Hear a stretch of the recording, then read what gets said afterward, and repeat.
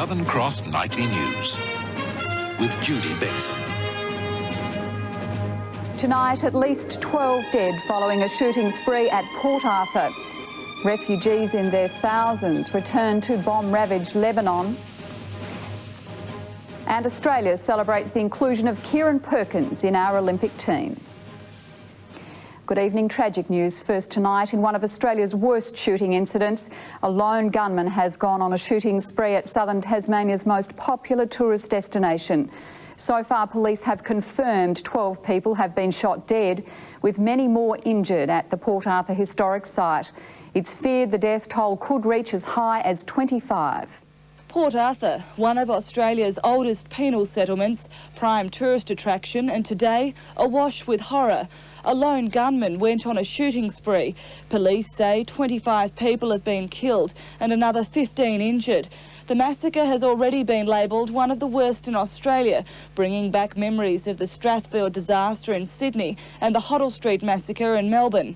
The man began his random shooting early in the afternoon. We received a phone call here at headquarters that a man was firing indiscriminately into tourists and other people down at Port Arthur. The result has been that something in excess of 20 to 25 people, maybe more, have been killed. Other people have been badly injured. All available helicopters in the state have been assigned to the job. Since about 3:15, a steady stream has been arriving here at the Domain, bringing some of the victims to waiting ambulances. The stream of choppers continued until early evening. The incident also brought traffic in central Hobart to a standstill, with the roads around the police station and main hospital closed. Port Arthur is just over an hour's drive from Hobart. Within an hour of the first shooting, police had set up roadblocks preventing access to the site.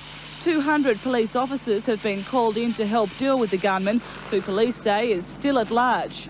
The person that we believed was involved in this matter is in a house down in the Port Arthur area under police surveillance. Just one person?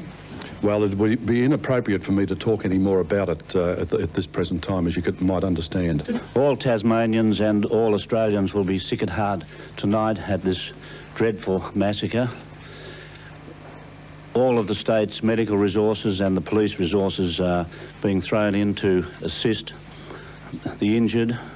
As far as the government is concerned, we express on behalf of all Tasmanians the sympathy to the bereaved families, and we pray, of course, for those that are in hospital fighting for their lives. This is something that's beyond the comprehension, I think, of any Tasmanian. It's just a dreadful massacre, and of course it is still going on, and we can only support the police. They have thrown all of their resources into dealing with the problem, and as they go through that tonight, we as a government fully support what they're doing, and I'm sure every Tasmanian does. And anyone who requires information on relatives or friends who may have been visiting the area can contact a police hotline on 002 302 519. That number again, 002 302 519 for the Tasmania Police information. 15 wounded by a crazed gunman on the Tasman Peninsula. Police, ambulance and hospital staff have been run off their feet trying to cope with today's drama. Our first report from Mark Thomas. Media crews raced down to the Tasman Peninsula. Reports about the gunshot tragedy extremely tenuous. Only the presence of helicopters overhead gave an indication of the carnage only kilometres down the road. Earlier reports were confused. The historic town of Port Arthur was torn apart this afternoon when a man, described in his 20s with long blonde hair, went on a shooting spree with a high-powered rifle. There are unconfirmed reports of 2 dead with multiple serious injuries. One gunshot victim was transferred to Hobart by helicopter with a head injury, while another person was still at Port Arthur with a serious head injury. But just a short time later, the full horror was revealed as the death toll mounted to 12, 15, as many as 25, with a further 15 severely wounded. Police were ferrying the injured from 2 locations. From the Fox and Hound, over. Roger, patient from the historic site, over. At the Newbina roadblock, concerned residents sought news of their families and friends. All traffic was diverted as tourists travelling to the historic area were engulfed by emergency crews. A police vehicle went past the roadblock, carrying the father of one of the deceased. The tragedy began at the takeaway restaurant within the Port Arthur historic site. The gunman then moved to the Fox and Hounds Hotel, where more people were shot. The offender travelling by car, a gold BMW or Volvo, to the Seascape holiday village, where a siege situation evolved. The man believed to have taken at least one hostage. Members of the Special Operations Group, armed with automatic weapons, arrived by helicopter. At Cambridge Airport, another police helicopter took off, joining 200 police officers at the scene. Mark Thomas, Win News. The wounded have been brought back from Port Arthur by helicopter as 15 or possibly more people who survived the shooting rampage were transported for medical treatment. At the Hobart Domain, it was a scene of grim anticipation. What's your ETA to the domain, Yankee 10? We should be there by 5 times. Only minutes after the shooting, police had dispatched 3 helicopters to Port Arthur carrying members of the Special Operations Group. The choppers were then used to ferry the wounded back to Hobart, the first touching down just after 3 o'clock this afternoon. From there, victims were transferred to waiting ambulances, then rushed to the Royal Hobart Hospital for urgent medical treatments. They've got a few suggestions about blocking off Bathurst and Campbell, which is not a bad idea either. City streets were blocked off to allow the procession of ambulances a clear path, while on the Domain, seemingly wave after wave of helicopters brought back the wounded, details about the nature and seriousness of their injuries still unknown. Another helicopter was used to ferry equipment to the emergency scene, radio messages relaying updates as the dramatic events unfolded. The offender is at the seascape. At the seascape, which is about 4 kilometres north of the historic site. He's got some police officers down there. He's shooting at them. And we also believe that the people that are in seascape are returning fire at the offender. At last report, it was understood the gunman was shooting at emergency helicopters and planes as they flew overhead. Gary Magnuson, Win News. We'll have a further report on the tragedy after this break. A year ever. The shooting. Because of the scale of the massacre, police have set up a major incident office at police headquarters. This evening, police are taking stock of the toll in terms of human life. The result has been that something in excess of 20 to 25 people, maybe more, have been killed. Other people have been badly injured. The police have been recalled in large numbers. We've got 200 police recalled to duty. And all of the people that have been injured have now been transferred to the Royal Hobart Hospital. The scale of the massacre has dumbfounded police and others involved, including the management of the Port Arthur Authority. Many staff at the site in shock over the tragedy. The authority obviously has already taken some action, and that is basically ensuring that resources and counselling services are available for staff, and that will be made available to them first thing tomorrow morning. Sunday is the busiest day at the historic site. Mr Mazengarb says most of those killed are likely to be tourists.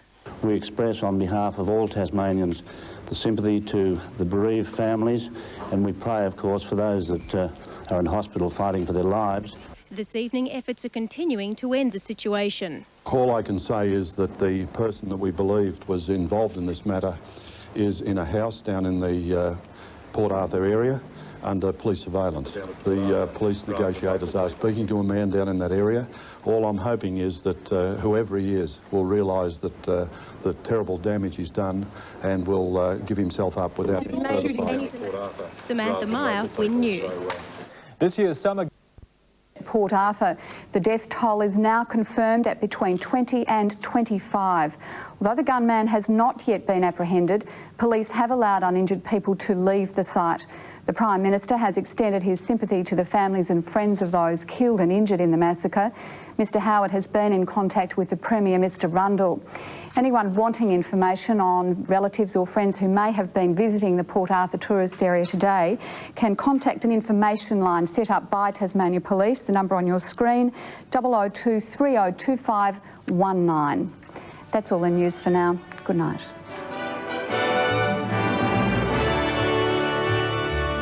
And the lone gunman.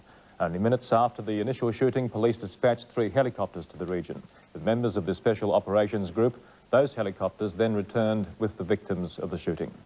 Police have now 200 officers at the scene. All roads are blocked. Staff have been brought in at the Royal Hobart Hospital to cope with the casualties. But the hostage siege remains at the Seascape accommodation complex near the Fox and Hounds, but little is known. I can't say whether he's asked us, made any demands at this stage. It'd be inappropriate for me to talk about that. Can you tell us what sort of weapon was involved? No, I can't. And how does this compare to massacres such as Hoddle Street and the shopping plaza? Well, those massacres would pale into insignificance when you look at what's happened in Tasmania. Win News will bring you more on the shooting siege later tonight. Good night.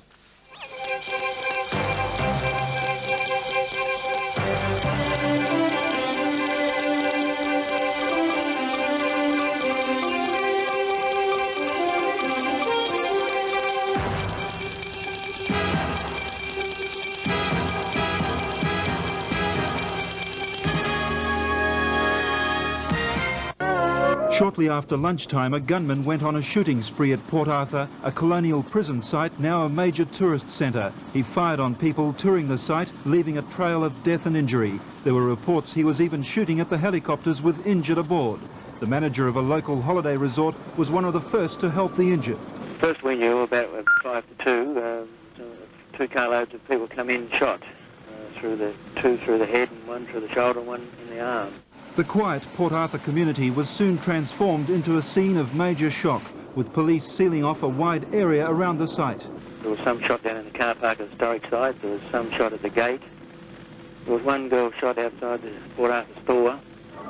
Today's massacre is the worst such incident since the Strathfield shopping centre killings in 1991. It follows the Hoddle Street and Queen Street shootings in Melbourne in 1987. Around 200 police are in the area in Port Arthur trying to end the siege with the gunman and hostage. And the Tasmanian police have established a phone hotline for people wanting to check on the safety of relatives. The number is 002 302 519. That's 002 302 519.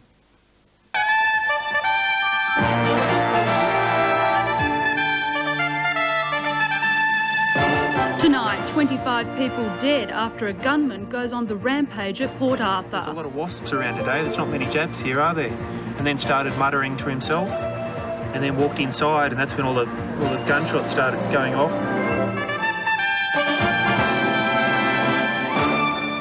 Good evening, Celina Edmonds with ABC News. 25 people are confirmed dead after a mass shooting in southern Tasmania. The terror began when a young man walked into a restaurant and began shooting indiscriminately. He left a trail of dead and wounded before fleeing with an unknown number of hostages. With 25 people confirmed dead, it's believed to be the worst mass shooting in Australian history. The nightmare unfolded around 2:30 this afternoon. A lone gunman, armed with a high-powered rifle, entered the Port Arthur historic site and began firing randomly, gunning down tourists and setting fire to buildings. The result has been that something in excess of 20 to 25 people, maybe more, have been killed. Other people have been badly injured. The police have been recalled in large numbers. We've got 200 police recalled to duty, and all of the people that have been injured have now been transferred to the Royal Hobart Hospital. Others are on the way. This tourist was lucky to escape when the gunman fired several shots into her car. This fellow apparently stopped them with a high-powered rifle. And there was another car went past and had the back window blown out. Witnesses say the gunman is in his late teens or early 20s. We heard gunshots, but we thought it was part of part of the park. He said there's a lot of wasps around today. There's not many Japs here, are there? And then started muttering to himself, and then walked inside, and that's when all the gunshots started going off. No one sort of realised that it was happening, and then, of course, everyone who was there in the group was worried sick that people that were in there ain't but. Late today, the man was still holed up in a local tourist lodge, which police have described as a siege-like situation. While helicopters and ambulances ferried the dead and injured, Special Operations Group police surrounded the tourist lodge where the man is holding an unknown number of hostages. Tonight, all roads within a 4-kilometre radius of the area have been sealed off. Renowned as Tasmania's premier tourist destination, the small township at Port Arthur is tonight in shock. As police turned away carloads of people from the area, local tourism operators kept a safe house for those caught within the grounds. Prime Minister John Howard and opposition leader Kim Beazley have expressed their shock and disbelief at the senseless murder. Police are at a loss for any motive for today's tragedy. For an update on the situation at Port Arthur, we cross live to Andrew Fisher. Andrew, are there any more details about the gunman? No, what has really shocked police is just the indiscriminate nature of just what's happened. As you've heard, he went straight into a restaurant after chatting with people who witnesses described, said that he was quite lucid, talking about wasps and the lack of tourists in the area. But he went into the restaurant, shot at a number of people, locals working in the restaurant and tourists alike, went back outside, shot at a number of buses. There was at least 3 in the car park alone. He then wandered up to where the toll gate was, taking shots at another bus, killing the driver and at least another 3 tourists on board that, and then shooting at other cars and the toll gate itself before going up to the Fox and Hounds hotel and shooting more people there. We don't quite know how he got to the Fox and Hound or to the Seascape cottage, but then he went, which he's now gone to, where he's in a siege situation. And Andrew, do you know of any motive? There's no motive at all yet. We've got absolutely no idea why this person's done it. We've heard that he's about 18 or 19, blonde, surfy-looking sort of fellow, driving a VW with a surfboard on the roof, and no explanation at all. Evidently had a tennis bag from which he's supposed to produce just one high-powered rifle, which he's used for all this devastation. And Andrew, what's the situation there now? Sorry, Celina, you just have to repeat that question. Sorry, Andrew, what's the situation there now? Well, the police are set up about 4 kilometres away from the Seascape cottage. They've got the Special Weapon Operations Group, both Army and police, who have surrounded the cottage. Police say that he's in a very good position to defend himself because he's got the water on one side and paddocks all around him where they can't approach very closely at all. He's taking pot shots at anything by the sound of it, although no police have been injured. And what measures are being put in place to help people cope with the tragedy there? Well, a state crisis centre has been set up at police headquarters, and the Deputy State Coroner, Mr Matheson, has turned up, as has a mortuary truck to pick up the dead at the present time. Police are also saying that there'll be trauma counselling both on the peninsula, and a major centre is being set up at the Rugby Police Academy just outside Hobart. Thank you, Andrew. We'll leave it there. Andrew Fisher at Port Arthur. And much of central Hobart was deserted this afternoon as emergency services were placed on disaster alert to cope with the victims of the massacre. Airlifted from Port Arthur, the injured began to arrive at the Hobart Cenotaph just after 3 o'clock. A fleet of ambulances waiting to ferry victims to the Royal Hobart Hospital. Capable of carrying only 1 patient each, every available helicopter in Tasmania was used, arriving at 10-minute intervals during the afternoon. In the city centre, police cordoned off streets to give the ambulances free passage. Much of central Hobart was deserted by mid-afternoon. The hospital was on disaster alert, requesting extra blood for transfusions and clearing beds. Extra staff continued to arrive throughout the afternoon as the extent of the massacre became clear. Outside police headquarters, buses and cars waited to transport more police to the scene of the shooting, bringing the number on site to more than 200. The Tasmanian Premier, Tony Rundle, expressed shock.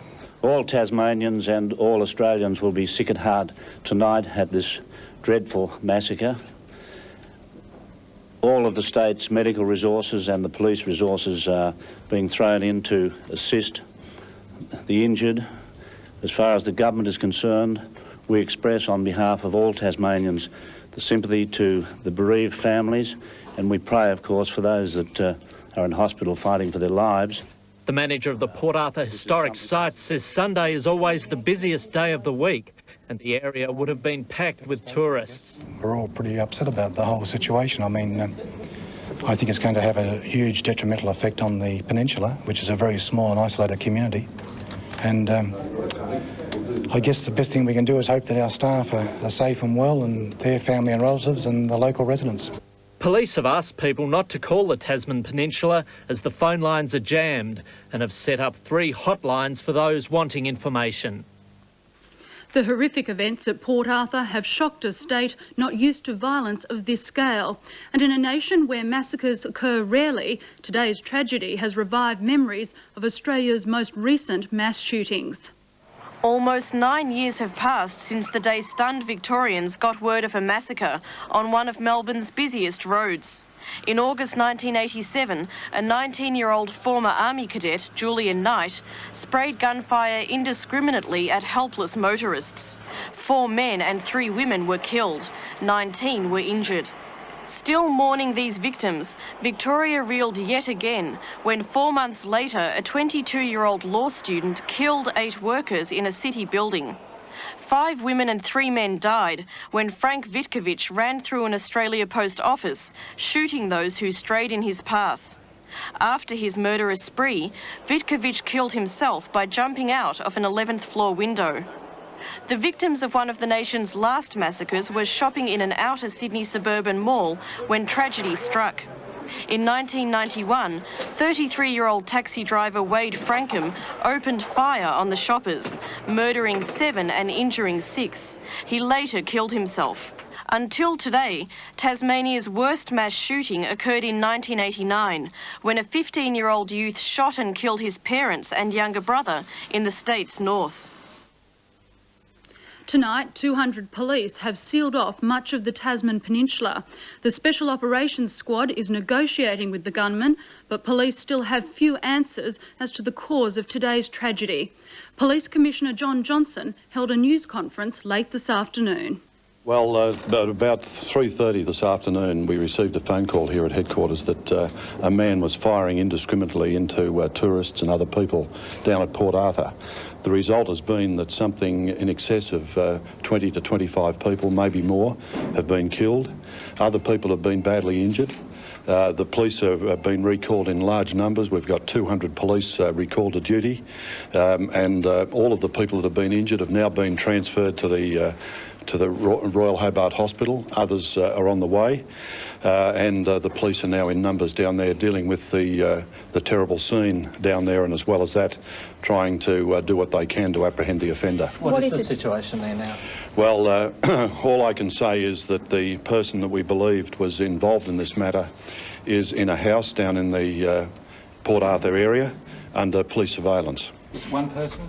Well, it would be inappropriate for me to talk any more about it at this present time, as you might understand. Is it a hostage situation? Well, this, of course, anything that goes out on the public media is available to everybody to watch, so it would be inappropriate for me to say anything about hostages or who the person might be or whether there's more than one. Have you made contact with him at all? Yes, the police negotiators are speaking to a man down in that area. All I'm hoping is that whoever he is will realise that the terrible damage he's done and will give himself up without any further fight. Any demands?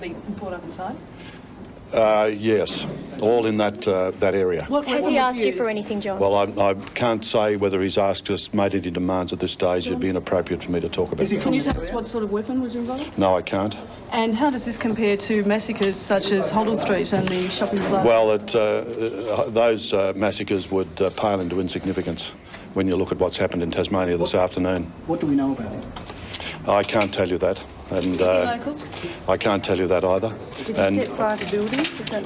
There's no information about setting fire to buildings as well. Most of the people injured and killed locals or tourists? I can't tell you that as well. One would expect there'd be a fair number of tourists down at Port Arthur rather than local people, so it won't be just Tasmanians, it'll be people from other parts of Australia and no doubt other parts of the world. And we'll cross to Andrew Fisher again later in the bulletin. To other news, and in the satellite of Australia shows a feeble cloud band associated with a weak front to the west of Tasmania. Began shooting indiscriminately, leaving behind a trail of death and destruction, young children among the victims. The gunman, thought to be about 18 or 19, travelled from the restaurant to the Fox and Hounds Hotel, where he killed more people before driving to the Seascape holiday village, where he was later surrounded by police.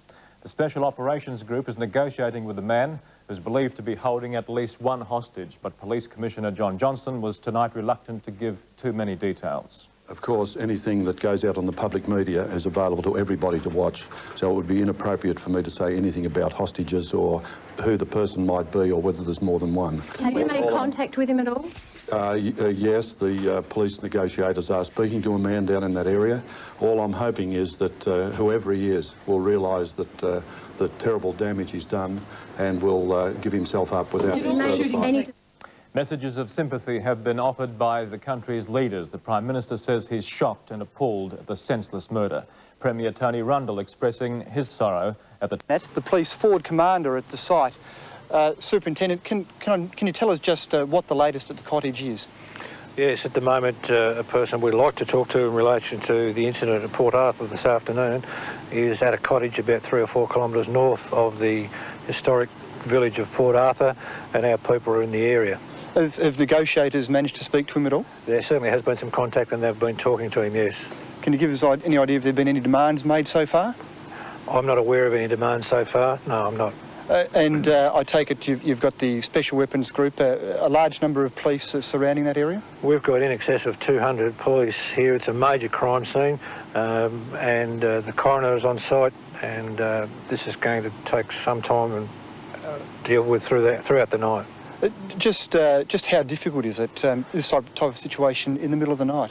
Well, it adds to the difficulty, of course, and we're away from the major police centres. Communications are a problem for us, getting police into and out of the area and getting lighting in so that we can identify people and talk to witnesses, and it's a major problem for us at the moment. And what's happening at the historic site itself?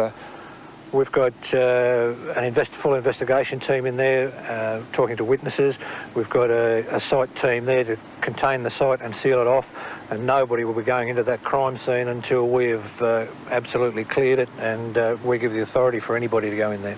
OK, Superintendent, thanks very much. Thank you. And that's our news for now. We'll bring you updated news on the Port Arthur tragedy throughout the evening. Good night.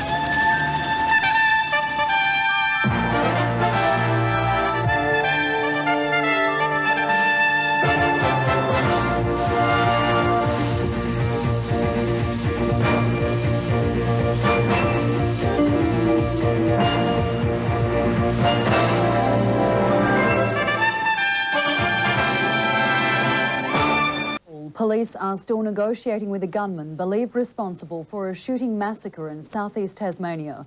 More than 30 people are dead and 18 injured after the 19-year-old gunman opened fire with a rifle in a Port Arthur coffee shop. Witnesses say the victims included a baby, several children and interstate and overseas tourists. This is where Australia's worst massacre began, a cafe at one of Tasmania's premier tourist attractions. And there were all gunshots going off and people were running up the hill screaming, and we didn't think much of it to start off because we thought it must have been part of the show, you know, some sort of people in period costume firing blanks or whatever. But then I guess we realised that it was not a joke because there were hysterical women. I wasn't in that coffee bar. We were supposed to be. We were just walking away. The kiosk. See? Well, there were people lying there, some dead. But we were see the chap. We were on the shooting, bam, boom, bam, and then we found out was 4 dead here, 2 dead there. What? It's unbelievable. We couldn't believe it, yeah. We didn't believe it. And some people running around with blood on their clothes, you know. Oh, well, to be honest, I started crying when I saw the dead people. When it happened and they realised what happened, everyone just stayed where they were. No one sort of went to gawk.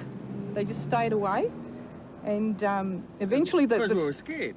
Well, that's right. They didn't know where this person was. The person that done it all, he was in front of us, and it parked the car at the same time we did, sort of thing, and we just walked off, and then he went into the shop and got something to eat and was eating really quickly, and then he started shooting. All the people that are dead are in the cafeteria and around the bus. He actually shot people on the bus, and there's 3 buses still parked there, and they've got all the windows smashed in them. We were told they were shot all the way up to the entrance gate. All available police and emergency services have been recalled to duty to end the cold-blooded killer's rampage. Elite squads have been helicoptered into the remote area where the gunman is pinned down with as many as 3 hostages. The tense standoff comes 7 hours after the bloody shootings began in the cafe and restaurant of the historic town of Port Arthur. It was crowded with excited tourists on its busiest day. At about 3:30 this afternoon, we received a phone call here at headquarters that a man was firing indiscriminately into tourists and other people down at Port Arthur. The young man with the high-powered rifle chose tourists, locals and children, even a baby, as his victims.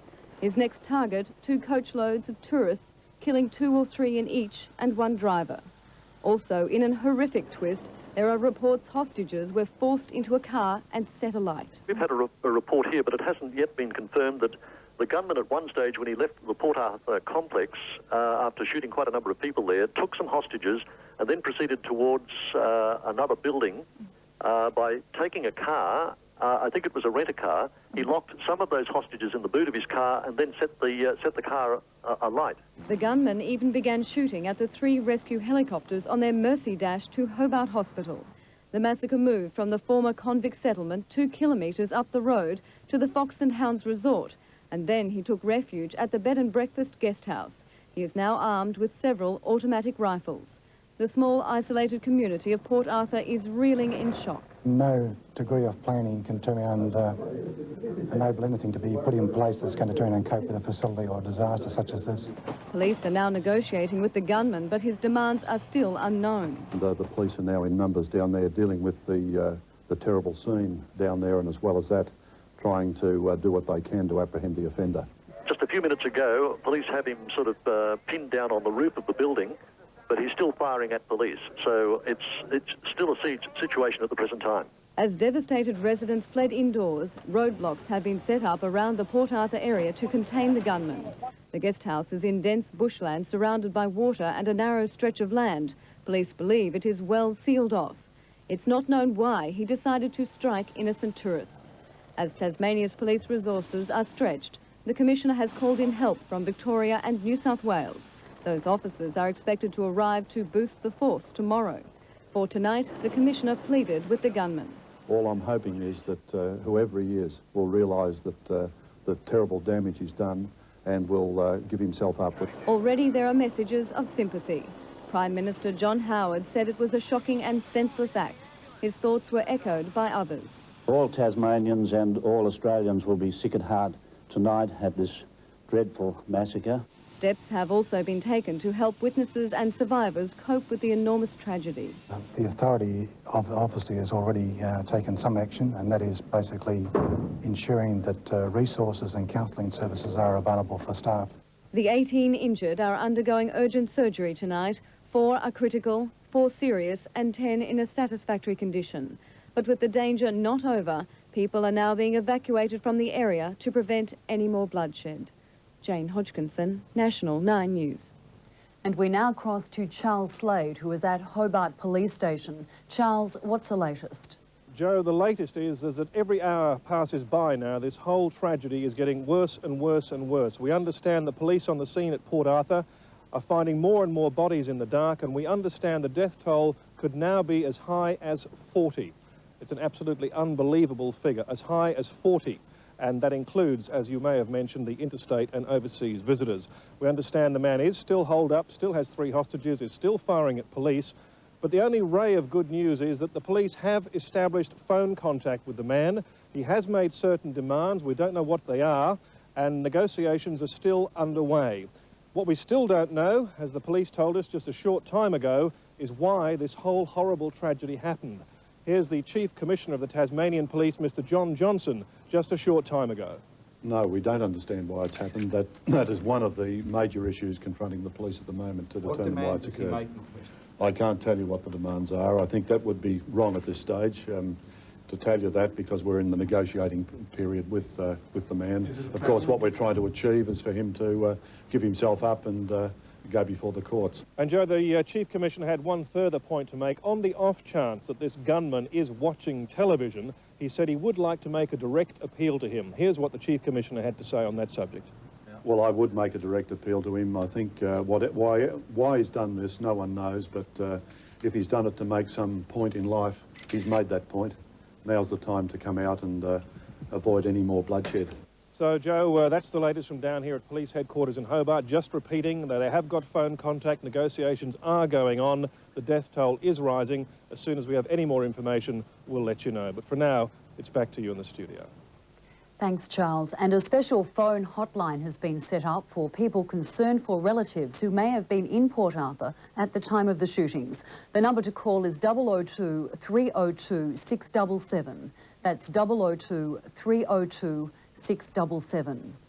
A look at our national weather now. A fine day in most capitals, a few showers for Brisbane and an overnight shower in Sydney. That's the news for now. There'll be full details on the Port Arthur massacre in Daybreak and the Today Show tomorrow morning. Good night.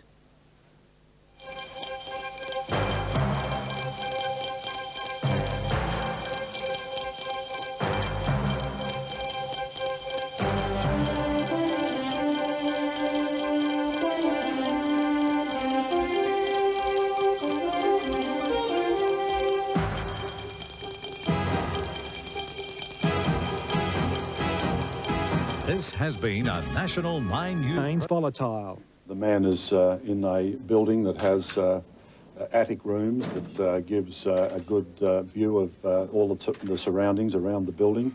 My police officers are down around the house in some numbers. The fellow inside the house is firing at them. So the situation down there is still extremely dangerous and volatile. He has 3 hostages at his mercy. Well, as far as we know, there are 3 people in the house with him. We don't know who the people are that have been killed, in as much it would be inappropriate for me to speak publicly about it because there's friends and relatives to be told. The Commissioner has made a plea to the gunman to lay down his arms. Well, I would make a direct appeal to him. I think why he's done this, no one knows, but if he's done it to make some point in life, he's made that point. Now's the time to come out and avoid any more bloodshed. Meanwhile, the massacre has stretched emergency services. 18 victims remain injured in hospital. All our emergency service type areas, from the emergency department to the operating theatres, intensive cares, we call in approximately about 150 staff. We'll have comprehensive coverage of the Port Arthur massacre throughout the day tomorrow on Southern Cross Television, beginning with a sunrise program at 6 o'clock tomorrow morning. More reports in 11 a.m. and with our own team of reporters tomorrow evening. Good night.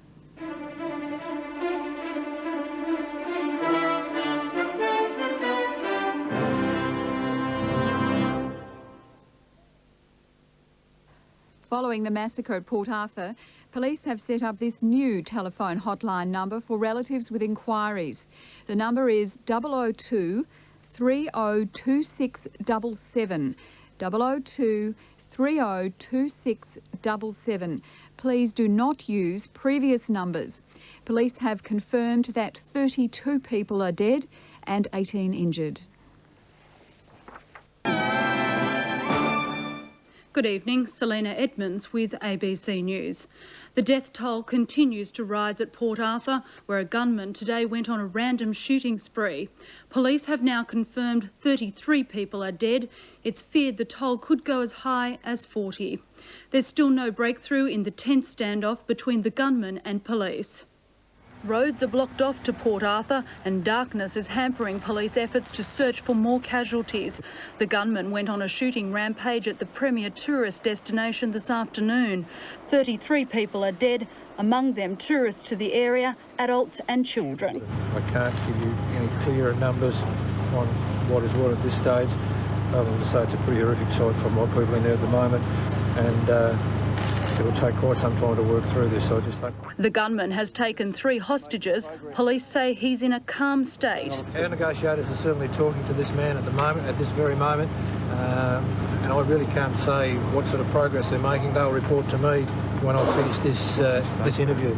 A busload of tourists to Port Arthur have been taken from the area for trauma counselling. The tragedy has attracted worldwide attention. Messages of sympathy are pouring in. The Queen, the latest to express her shock. A short time ago, Police Commissioner John Johnson had this to say. His name is now known to us. We know his history and background. And, of course, we're still trying to negotiate with him on the telephone for him to give himself up. Unfortunately, at the moment, he's not answering the phone, although we believe he's still active inside the house. What can you tell us about him? He's a local man from Hobart, and I can't really tell you any more than that. Mentally ill? Possibly intellectually disabled, rather than mentally ill. A Sydney couple holidaying in Tasmania captured this afternoon's shooting on video. They were only 80 metres from the cafeteria where the gunman opened fire. Rob and Karen Atkins were 80 metres from the kiosk when the shooting started. These people up here, it was really weird because some people were running up the hill hysterical. Other people were actually just dawdling around, just still looking at the ruins, and others were laughing about it as if it was some sort of joke because, you know, being a historic site, it was quite feasible that this was, you know, part of the shows. But park officials knew it was not and moved tourists into protection. We were actually all herded into a house and the doors were barricaded. I can't fit any more people upstairs. Don't stay here, Caroline. It was just complete chaos because nobody knew what had happened. People were panicking? Oh yes, yeah. Some people were hysterical, other people were quite jovial about it. 2 or 3 hours later, when they were allowed out of the cottage, the full horror was apparent. Ferries of ambulances arrived and there was like a revolving, there were 2 choppers in action, like just revolving from the field back to Hobart. Even then, we weren't sure whether people had been killed. We could certainly see that people were injured. There were a number of people that were heavily bandaged with, you know, there's a lot of blood around. Just minutes before the shooting, Rob and Karen Atkins had been considering lunch at the kiosk. Tonight, they're counting their lucky stars. A bit numb, yeah. It's all very surreal, actually. Not sure how to feel. I feel terribly lucky and terribly sad for the people that lost their lives, and it's still hard to believe, actually, how close we were to being in the wrong place. And I'm just quite tired, actually. It's been a long day. And we'll bring you more news as it happens. Good night.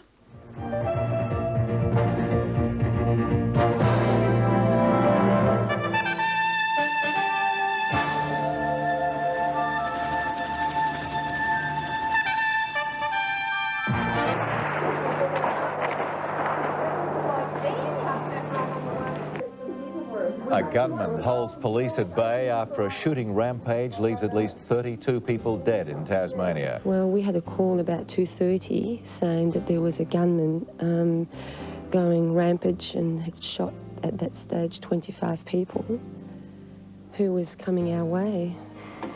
More than 300 police from around Australia have been rushed to the scene and have surrounded the killer, who is holding at least 3 people hostage. Good morning, welcome to Sunrise. I'm Peter Ford. And I'm Chris Barth. As we speak to you this morning, an armed standoff continues as police negotiate for the lives of the hostages. The man has reportedly been shooting at police during the night. Throughout Sunrise, we'll keep you up to date with the story as it develops.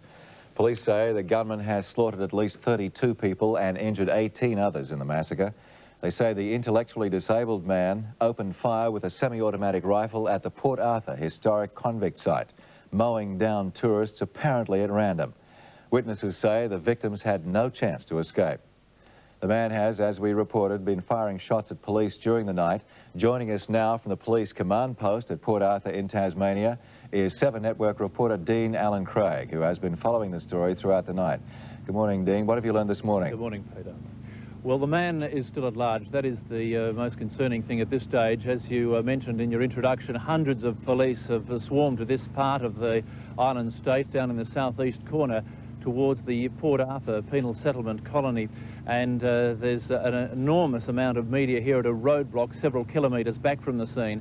It's believed that he's in a lodge, a bed and breakfast lodge called Sea Spray, perched on the top of a hill with a 360 view all around.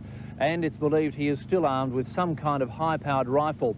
So far, the bullets fired are believed to have been .223 calibre, a very high-powered projectile, and it's believed he has access to more than one high-powered weapon.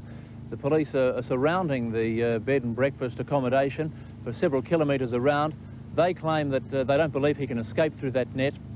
They've been in touch with him by phone throughout the whole siege, but in the last hour or so there's been no communications. That is believed to have been just a fault of the battery-operated phone at the location. They're trying to remedy that now. He has been firing shots at random at police throughout the negotiations, although it's believed that the last shots were fired more than an hour ago now, so there's been some spell there. It's not known if he's made any threats to take his own life. It's believed he has made a number of demands to police, possibly to get him out of the region safely, but at this stage they're simply surrounding him and trying to wait him out. The whole drama began early yesterday afternoon when the shots began firing around the Port Arthur settlement. The tranquility of a Sunday afternoon at Port Arthur was shattered by the sound of rapid gunfire and the screams of terrified tourists diving for cover, some injured, many fatally wounded.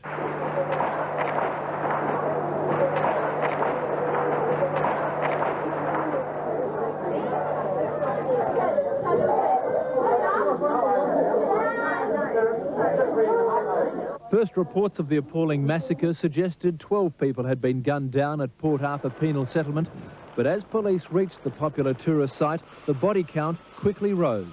I've just spoken to the coroner, and there are 32 confirmed deceased people in the area. And then started muttering to himself, and then walked inside, and that's when all the gunshots started going off. And those wounded by the random gunfire but not killed were urgently ferried to Royal Hobart Hospital.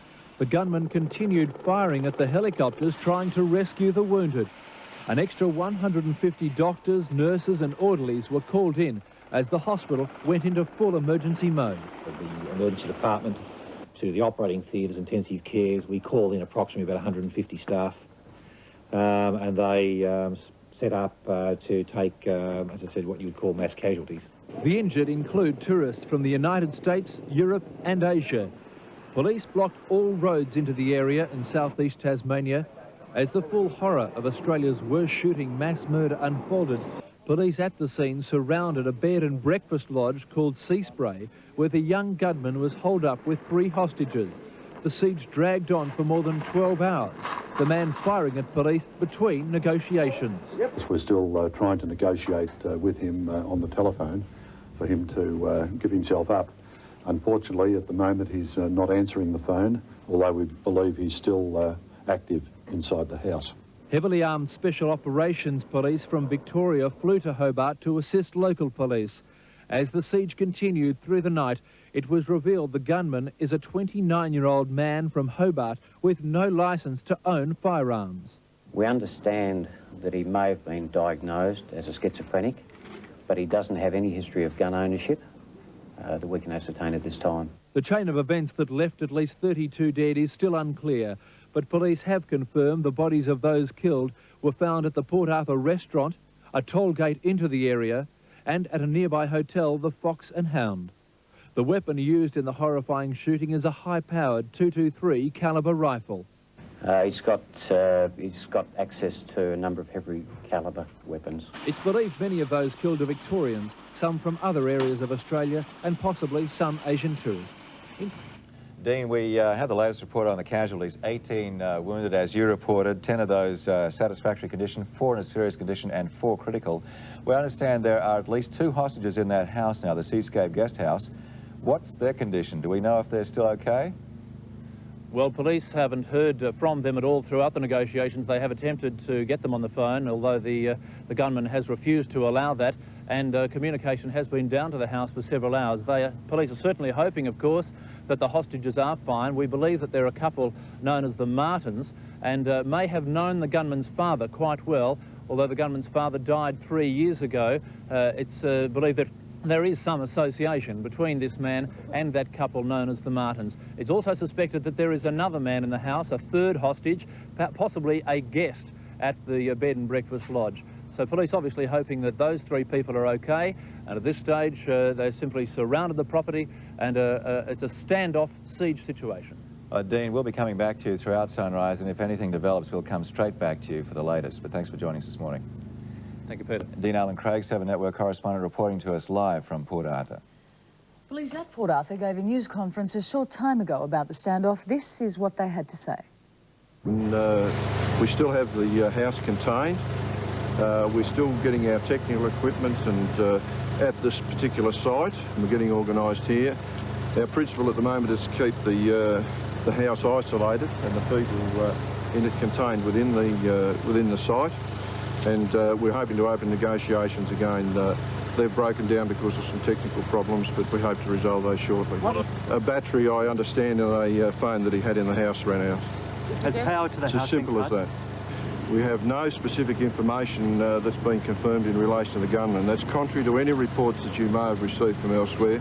We do not know at this stage or do not have a positive identification at this stage. Weapons that were in the house, as to whether they're in operable condition, we don't know. They're matters that are being ascertained. What we do know is that he's got a high-powered weapon and he is firing that weapon. Reaction to the killings has been one of stunned disbelief. Prime Minister John Howard has offered sympathy to the families and friends of the victims.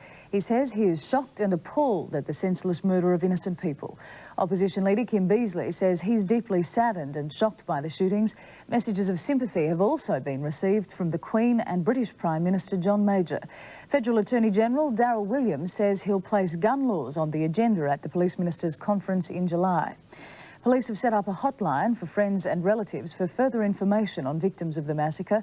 The number is tagged. A man killed 32 people and injured another 18 on a shooting rampage yesterday afternoon. Police say he has a good vantage position and has been shooting at police during the night. It's a press conference in Port Arthur. We're going to cross now to Superintendent Bob Fielding of the Tasmanian Police. As I explained before, there's a battery problem. We're not sure that the people in the house are aware that that's what is causing the problem, but the battery on those little portable phones that you've all seen, they only have a short life, and that appears to have given up the ghost, and that's why we're trying to now re-establish some communications. Are you changing tactics now the daylight is coming on? In as much as we'll be upping our endeavours to make contact, and being daylight, we may be able to do that visually now, where we were relying on voice contact up until now, and given the distance that our people are from the premises and the fact that they can't get any closer, that's extremely difficult. Hopefully we may be able to use some other means of communication. Is he still firing shots into the air? To my knowledge, there's been no further shots since I last reported to you. What do you believe is the situation inside that bed and breakfast premises? We've no idea. There's nothing else has happened to give us any indication of exactly what's occurring in there. There's movement. There's a male moving about there, but we have no other information. Because the person's been out on the balcony. Right. Any information on the condition of the hostages at this stage, sir? Absolutely no information at all at this stage. How long ago was he seen moving about? Whether there were 3 we're still unsure. We know that, well, we believe there's at least 2, but we have no further information. Now that daylight's arriving... Sorry, one at a time. Now that daylight's arriving, what's going to be happening at the crime scene itself? The crime scene, all the people that were there for a short time yesterday now will be back. That'll be the pathologist, the coroner, and all the forensic people. They'll return to the scene, and they'll commence their examination. I would expect that would take them most of the day, given the number of bodies that are at the scene. Do you expect any of the identities of those killed to be released today?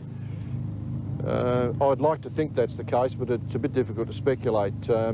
While we may have some identification on the persons concerned, it would be foolish of us to start releasing names until we get some more positive identification. How long will the witnesses have to stay down there? Children involved? Sorry? Are you able to confirm there are some children among the victims? I understand that there are, yes. How long ago was the male seen moving about? I've no idea. How long recently? I don't have that information with me. It was recently. And how long will witnesses be?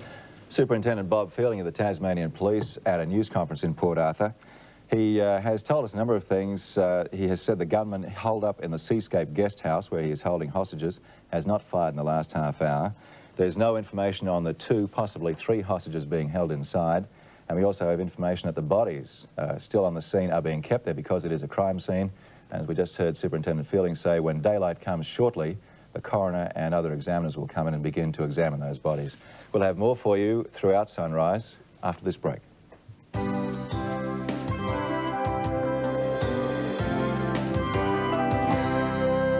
Arthur, Tasmania. The man who went on a rampage killing 32 people is holding police at bay in a tense standoff. He's fired several shots during the night and is believed to be holding 2 or 3 hostages. The chances of New South Wales and the ACT making the finals of the Super 12 rugby.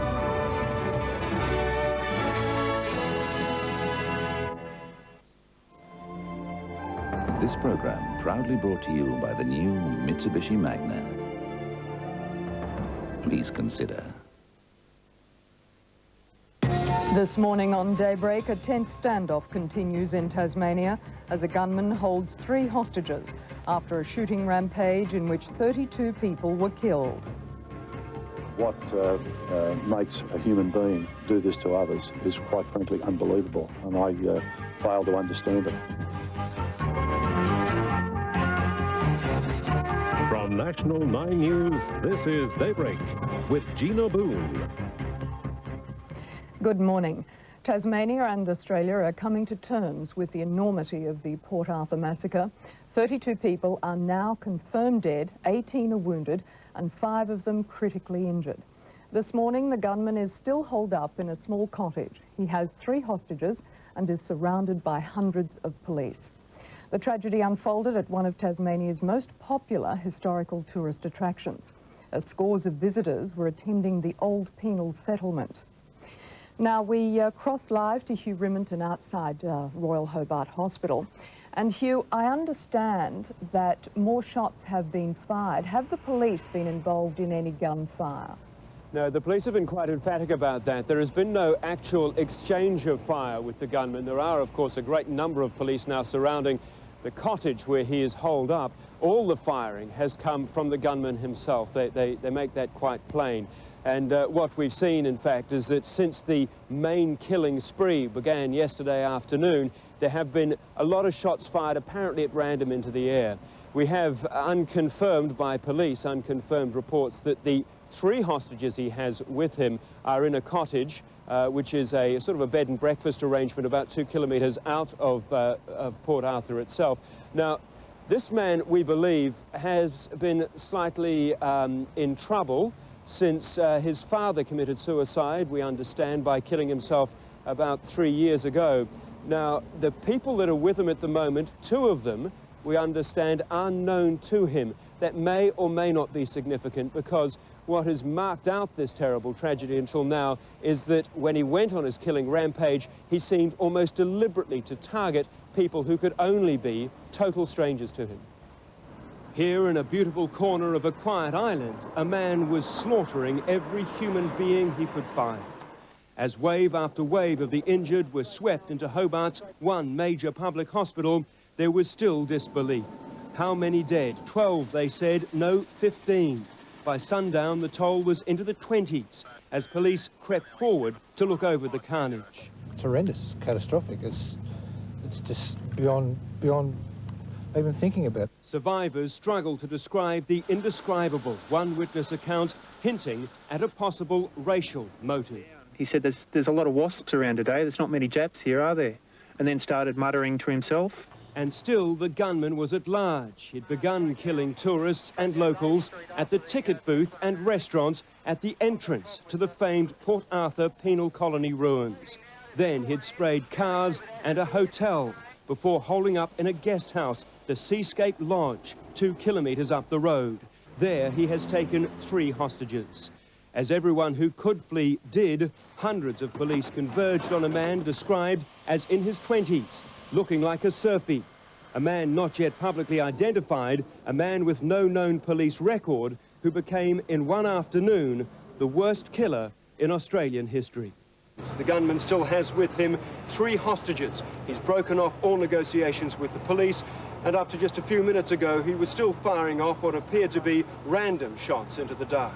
I've now confirmed that there are 32 persons deceased from this incident earlier this afternoon. And even as more police reinforcements were moved in, more shots were fired. All Tasmanians and all Australians will be sick at heart tonight at this dreadful massacre. In Hobart, Hugh Remington, National 9 News. Police are being flooded with hundreds of calls from around the world as people try to find out if relatives in Tasmania have been caught up in the shooting. A hotline has been set up to deal with those inquiries. Relatives should call 002 30 2677. That number again, 002 30 2677.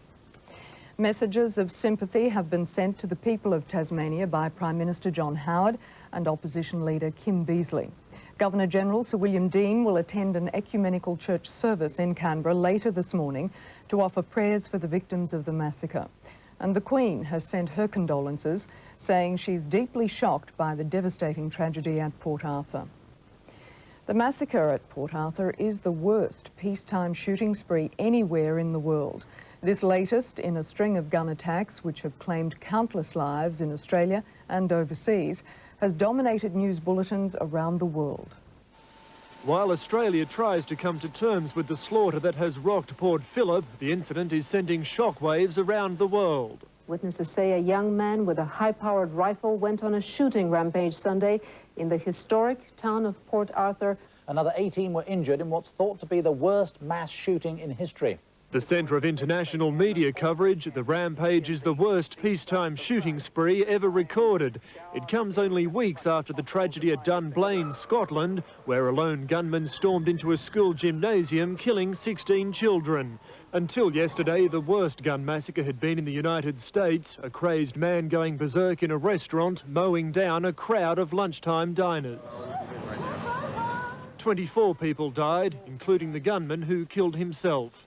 Australia also has a bloody history of mass killings. In October 1992, a gunman shot dead 6 people on the New South Wales Central Coast, the massacre sparked by a domestic dispute. In 1991, 7 people were killed when Wade Frankham opened fire at Strathfield Plaza in Sydney. Then there's the infamous Queen and Hoddle Street massacres in Melbourne in 1987, both shooting sprees claiming 15 lives. Matthew Watson, National 9 News.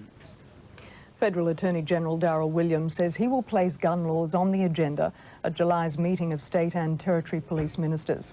He says there's no justification for the private ownership of military weapons. The president of the Sporting Shooters Association, Ted Drain. Rioting erupts in Los Angeles after a jury acquits 4 police officers of beating motorist Rodney King on this day in 1992. Making news this sunrise, the tense standoff at Port Arthur in Tasmania continues.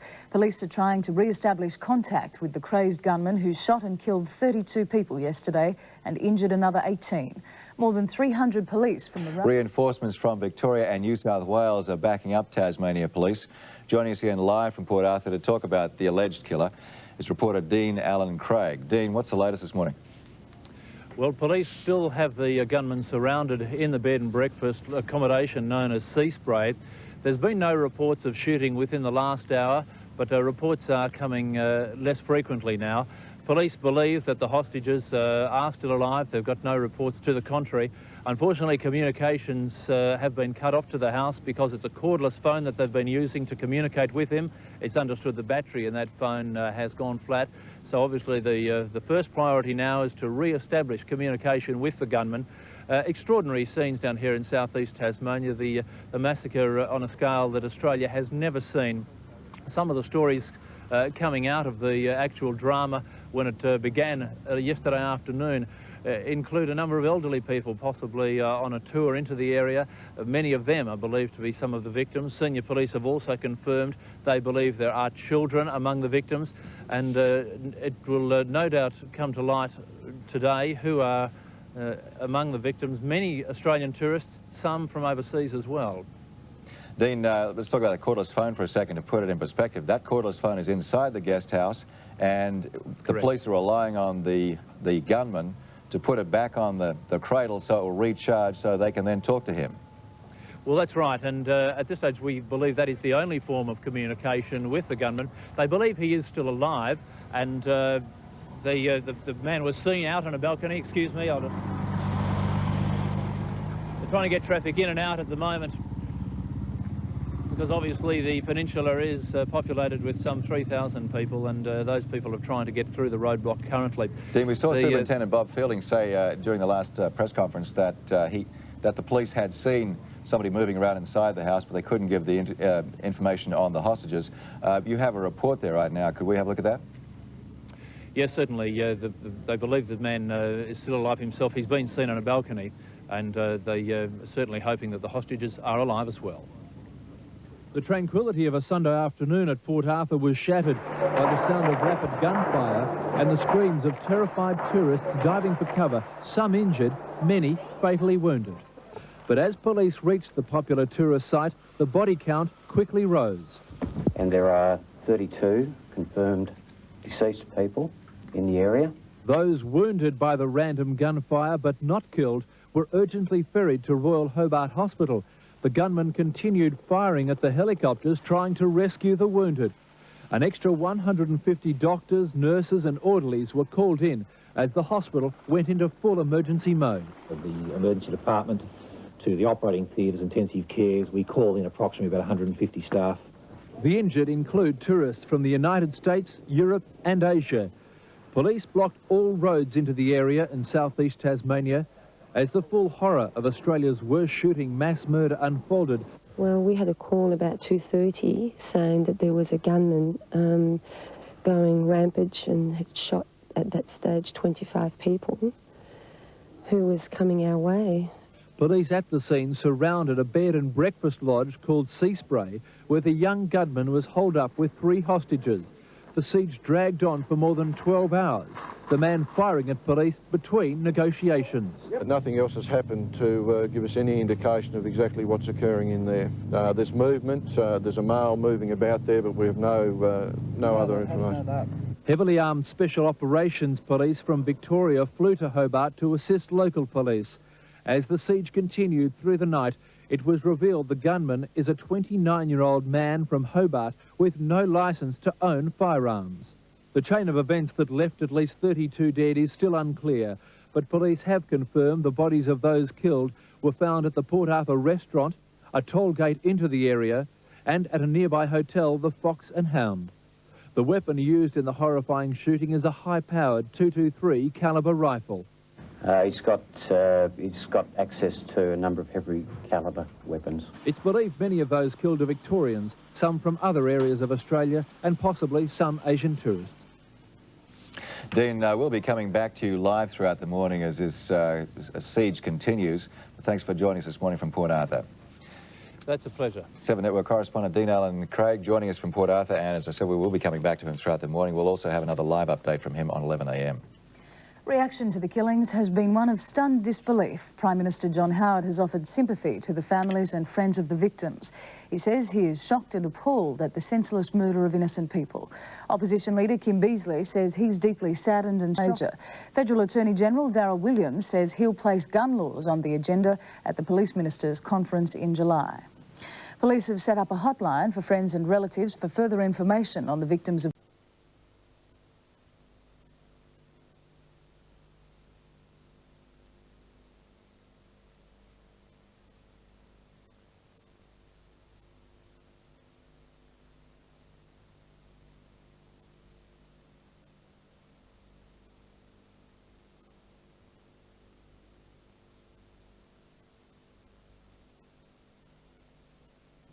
Good afternoon, I'm Kaye Wilkinson, bringing you the latest in developments on the Port Arthur massacre. Criticism about the state's gun laws is escalating after the tragic shooting of 32 and wounding of 19 others on the Tasman Peninsula yesterday. Police have recovered 2 weapons they believe the 29-year-old gunman was carrying. One weapon is an AR-15 semi-automatic, only available in Tasmania following the tightening of legislation in other states. And while the State Cabinet is meeting to discuss the Tasmanian laws, the Prime Minister has announced that the Attorney-General will convene an urgent meeting of Australia's police ministers to discuss tightening gun control laws and the availability of semi-automatic weapons. The Prime Minister is planning to visit the state on Wednesday. There's still no news as to the fate of 3 people taken hostage by the gunman yesterday. The gunman, believed to suffer from schizophrenia, remains in the Royal Hobart Hospital being treated for burns, suffered after he escaped from the burning Seascape guest house where he'd held the hostages overnight. Link Samaritans on 003 313355. Still in a state of shock following the horrific tragedy at Port Arthur. A man was taken into custody this morning as the tense siege at the Seascape guest house came to a fiery end. Smoke began to emerge from the guest house at 8 a.m. where the man had taken 3 hostages. He soon emerged with his clothes on fire and was taken into custody. The Seascape was gutted. One body has been found in the guest house. The fate of the remaining hostages is still not known, but it's feared they too have died. The man was taken to the Royal Hobart Hospital under heavy guard. 32 people were killed and 18 injured when the gunman went on his bloody rampage at Port Arthur, leaving the world to wonder why. A lady holding her baby was saying, "Please don't shoot my baby." We heard from a witness who was in the restaurant, and he didn't hesitate to shot them both. What was used for the girls? I grabbed my youngest daughter, and it was a tight grip, and I was running like hell. I was crouched, and I was just looking through the car windows to see which way he's going, and he was following us. I thought I was dead. Some of us will need to go down there, and there will be a service, I understand, held at Port Arthur, as there will indeed be community services. Can I just mention that tonight at 7:30 in St David's Cathedral, Hobart, St John's Church, Launceston, and St George's Church, Burnie, at 7:30 there will be vigil services that anyone of prayer, that people are welcome just to come and enjoy. It can affect us for years. It affects the whole spirit of people. You can find perhaps in individuals a clinical depression arising later. Generally throughout the community, a feeling of hopelessness, helplessness. Huge impact. I don't think we could even begin to imagine. We watch Dunblane and Lockerbie and places, and from afar we're stunned by it. But when we're here, this is our Dunblane. It's that sort of thing. I'd like to say that I think the politicians have to do something about the laws of where these people are getting the guns from.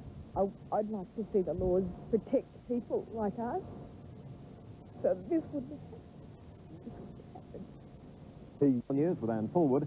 But first, no words can express the horror and disbelief in this little Tasmanian tourist centre tonight.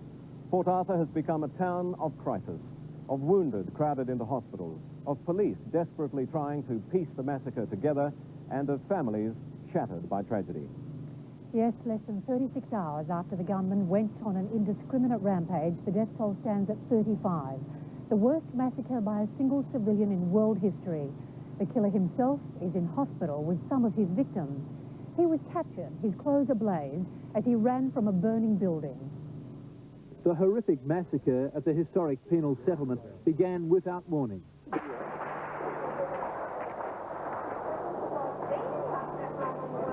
heard the gunshots.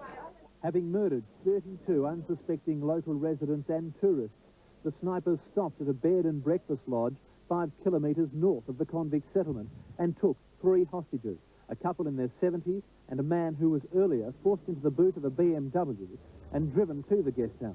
That car was later gutted by fire. Inside the Seascape Lodge, the man, armed with several high-powered rifles, continued firing at police, who were trying to negotiate by phone. Our principle at the moment is to keep the house isolated and the people in it contained within the site, and we're hoping to open negotiations again. They've broken down because of some technical problems. A battery, I understand, and a phone that he had in the house ran out. Has power to the it's house. as simple as that. Victorian Special Operations Group police flew in to surround the house, where they lay in wait until dawn.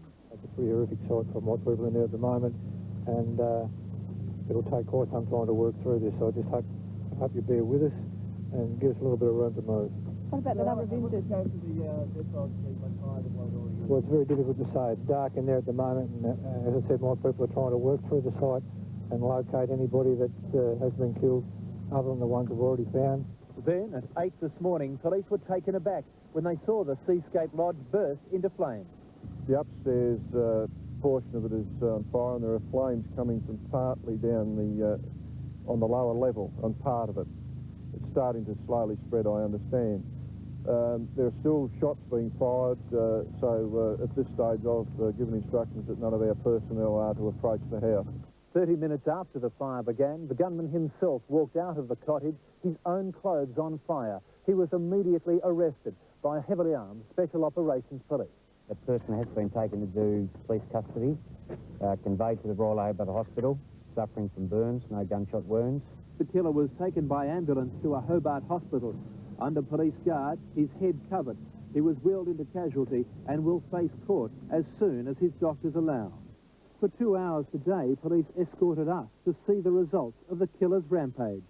The house where his 3 hostages died was still smouldering.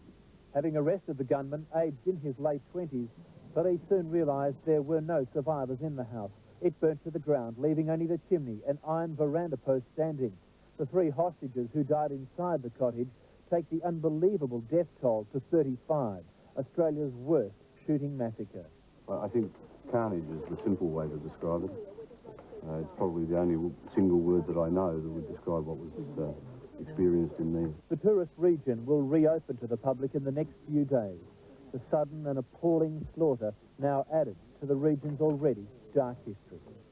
At Port Arthur, Gina Boon, 7 Nightly News. This afternoon, news cameras were allowed back into the convict ruins to follow the trail of tragedy left by the gunman. Darren Linton joined the convoy through the Port Arthur killing field. The lone gunman, armed with a high-powered semi-automatic rifle, opened fire first at a restaurant in the heart of the picturesque Port Arthur penal colony.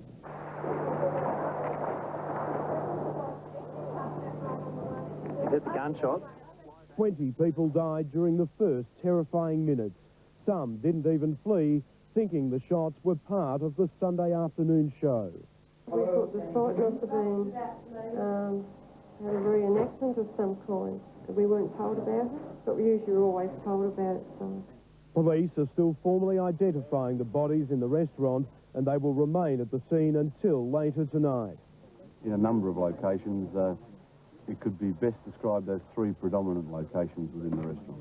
Some still at tables? How would you describe it? Yes, there were some still at tables, appearing as though they were still eating their meal.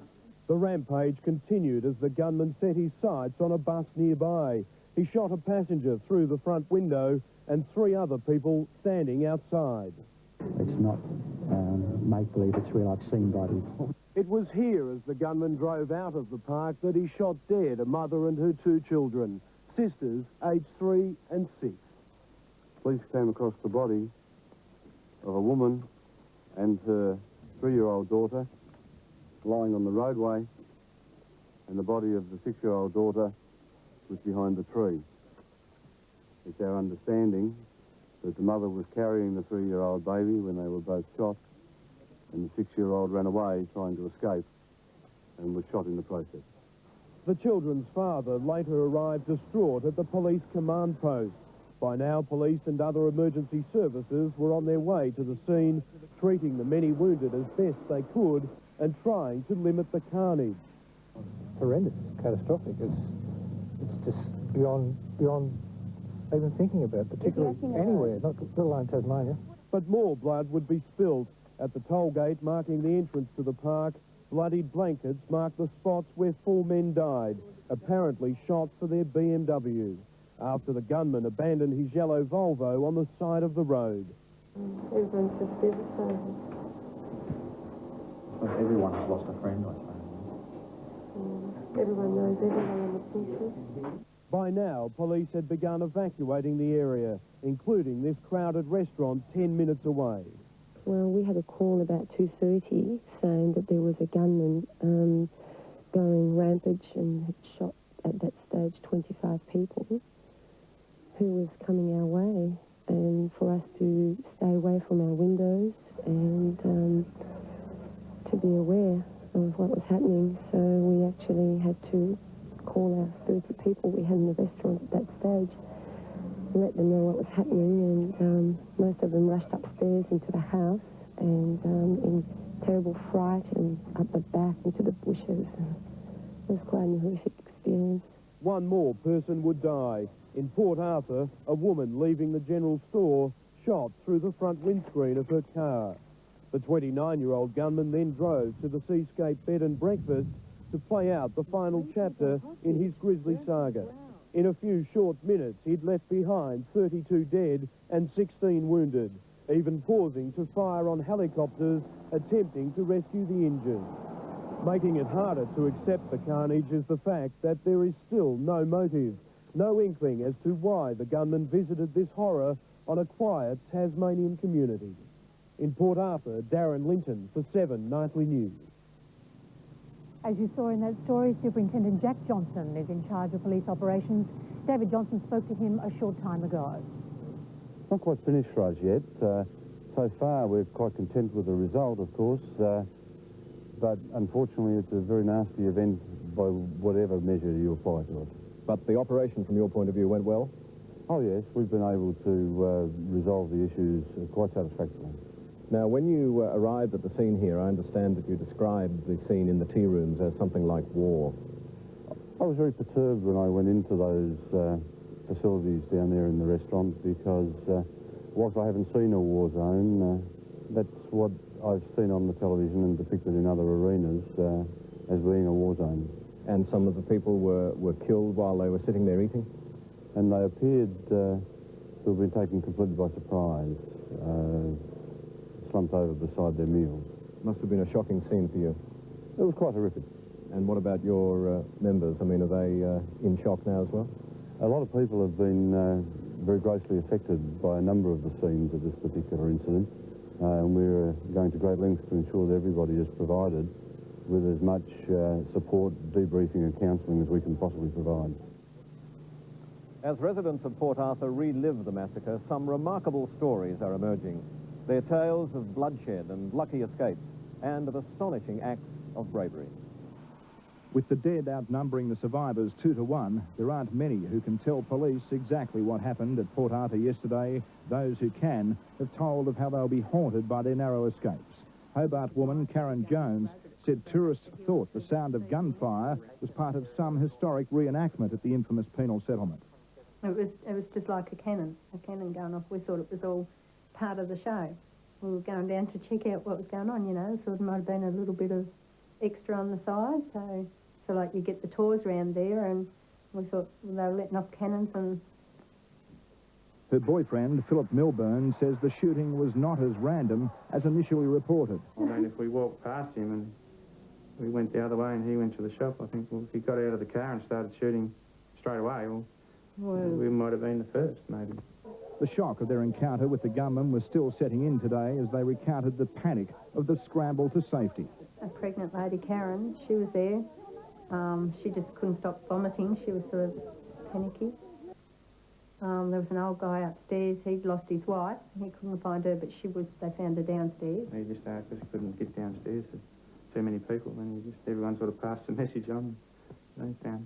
So there would have been people in there who may have lost loved ones who didn't know what had happened to their loved ones. Among the others facing danger, helicopter pilots, forced to fly through gunfire during the airlift of casualties. Well, I was requested by the paramedic to fly as low as possible, which is not an unusual situation, as we normally get involved in that type of accident or in people with chest injuries. We are used to that, and sometimes, luckily yesterday the weather was not a problem, so we were able to comply with that request, and we came all the way below 1,000 feet.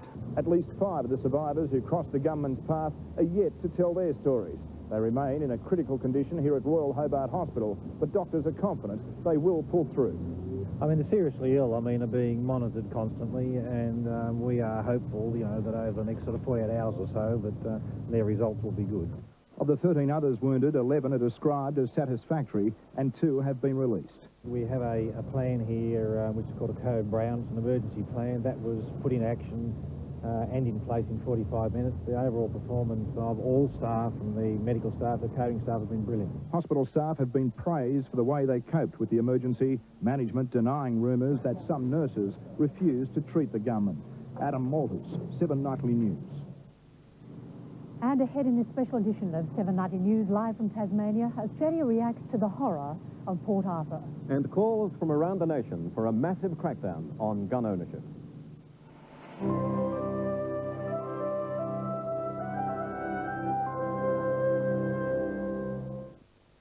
Pictures of the rampage have gone around the world. Details of the killer remain sketchy.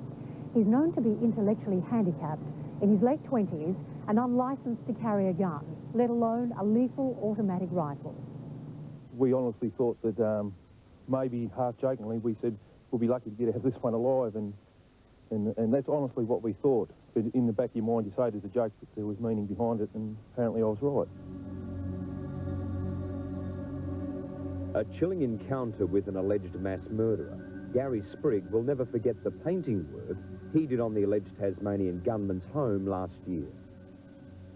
And the things he was saying about me, and the things that I could hear that going on in the house, and I just knew things weren't right. Could you hear the gunfire? Mm-hmm. It was just like a cannon going off. We thought it was all part of the show. Karen Jones and de facto husband Philip Milburn could have been the gunman's first victims. He arrived at Port Arthur as they prepared to tour the nearby ruins. They were just metres apart. Do you think you were lucky? Yep, I do. Oh, I mean, if we walked past him and we went the other way and he went to the shop, I think, well, if he got out of the car and started shooting straight away, well, we might have been the first, maybe. So who is this man behind Australia's worst massacre? He lived in this quiet street. Neighbours unaware the man said to be either mentally unbalanced or schizophrenic was capable of murder. I think maybe he was just a very quiet person that kept to himself, yeah. You never seen him carrying weapons or anything? No, I never seen anything like that, no. Did you know that he had guns? No, I didn't know that either, no. I didn't know he had guns. It must be a hell of a shock to you. It is a shock, yeah, it is a shock. Great shock. And this is where the alleged killer lived, in this rambling two-storey house, largely hidden by overgrown vegetation, in a modest, middle-class suburb in northern Hobart. Neighbours remember the man as being quiet, a loner, seen sometimes walking his dogs. But others have told us they remember him quite differently. Just that he was he'd talk about younger children, younger people in a way that a normal person wouldn't talk. Senses you just know. It's just that it wasn't right. The alleged killer remains in Hobart Hospital, but slowly a more detailed picture of the man and his motives is being drawn. For some, this nightmare will never go away. I mean, yeah, there is a couple of things that happen down here, but you don't ever think it's going to be as bad as this. In the wake of the Port Arthur massacre, Prime Minister John Howard has responded instantly to demands for tougher gun laws. The Tasmanian laws have been criticised as being so lax they invite disaster. Mr Howard says he'll push for a national gun register at a crisis meeting of federal and state police ministers to be held on Friday week. These are the weapons of destruction that are all too easily available in Australia. The horror of the Port Arthur slaughter has prompted emotional pleas for tighter gun laws to control their use.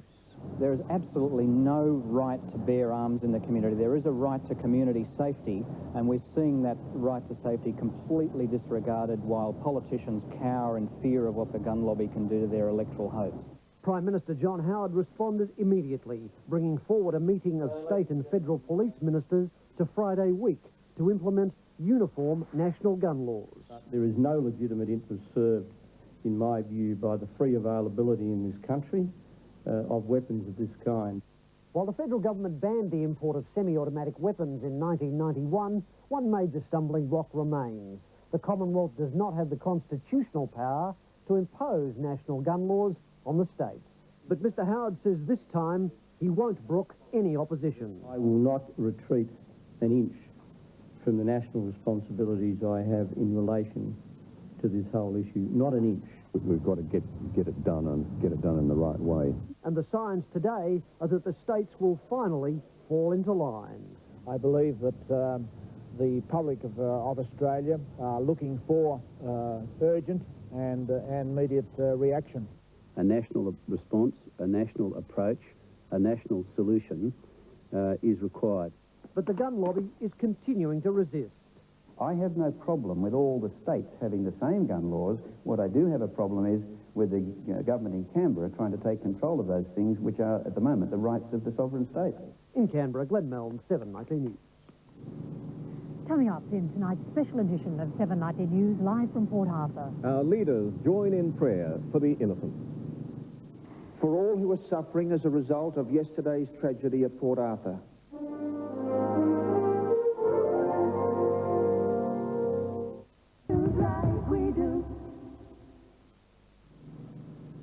Now, just recapping today's major developments in the Port Arthur massacre. The gunman is now in hospital in Hobart under heavy guard and being treated for burns. He was captured by police as he ran out of the blazing guest house. The death toll has risen to 35 with the discovery of the bodies of the 3 hostages.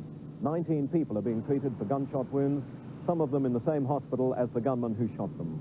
Around a stunned nation, there's been massive groundswell demanding tighter gun controls. New South Wales is calling on the federal government to introduce uniform controls and to bring forward the July Police Ministers' Conference to discuss them. Messages of sympathy are flowing in from around Australia and all over the world. The Queen and British Prime Minister John Major have joined with Australian political and community leaders in expressing their horror and disbelief over the tragedy. In common with all of my fellow Australians, I express a sense of shock and disbelief. The national capital was stunned by the news of the Port Arthur killings. At Government House, Governor-General Sir William Dean moved quickly to call Australians together in prayer for the victims and their families. All the Christian faiths joined at Canberra's Catholic Cathedral. Our political leaders answered the call, united in their sadness. For those who have lost their dear ones and whose hearts are sad. For those who have lost their health and vitality. The Governor-General read the lesson, an almost 2,000-year-old prayer about what happens when love is lost. Everyone who loves is born of God and knows God.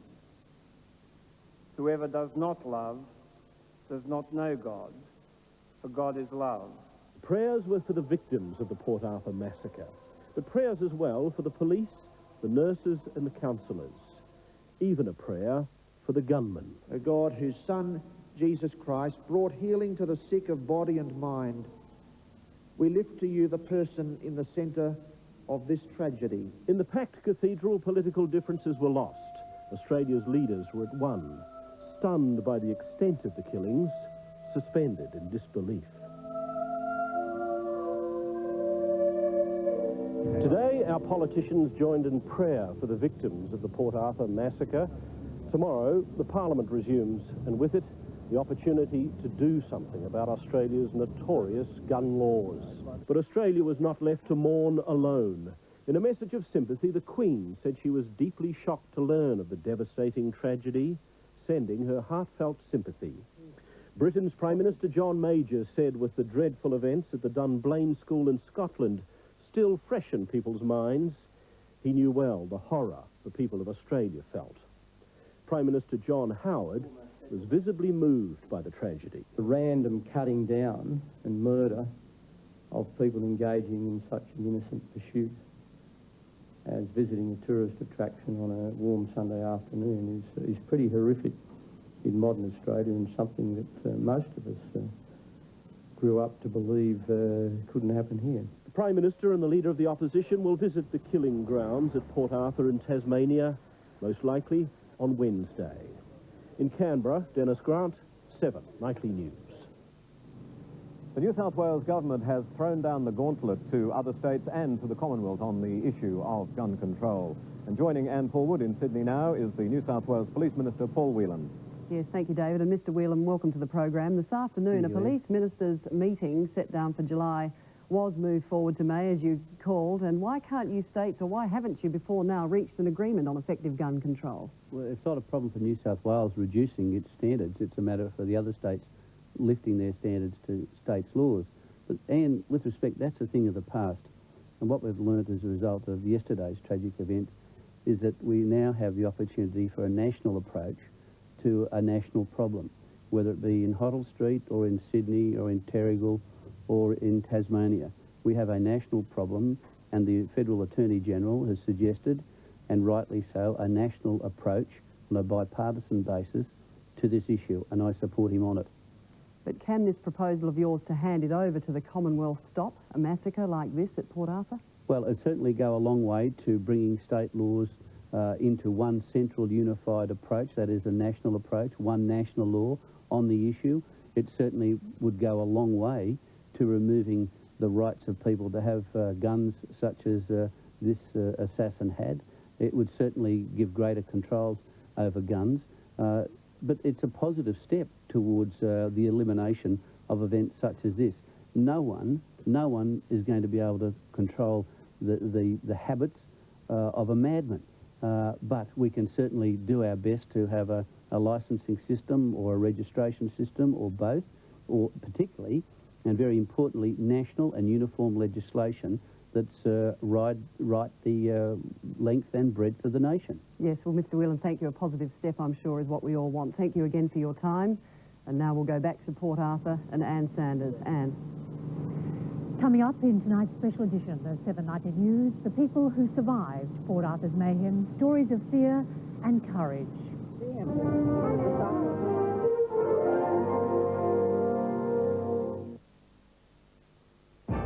Welcome back live to Port Arthur. The Federal Attorney General, Darryl Williams, has brought forward a meeting of police ministers to discuss gun laws. He joins Anne Fulwood from our Sydney studio. Thank you again, David. Mr. Williams, thank you again for joining us. There is no doubt that Australians after this surely want someone to take the lead on gun laws, so this must be your time. This is a real opportunity, I think, to get agreement on something the Commonwealth, the states and the territories have had real difficulty getting to consensus on. The police ministers regularly meet. Their next meeting is projected to be in July. All of the state and territory police ministers have agreed to my proposal that we have a special meeting on Friday, the 10th of May, to discuss just gun laws. But surely, maybe because the public is so supportive of a move to take control, you could take a unilateral decision. Well, the difficulty with taking a unilateral Commonwealth decision is that the Commonwealth doesn't have the legislative power that is required to implement uniform gun laws across the country. The Commonwealth Government has power to deal with the importation of weapons, and does. We've banned the sort of weapon that was apparently used in the Port Arthur massacre. But we don't have power to control the use and possession of guns within states and territory boundaries.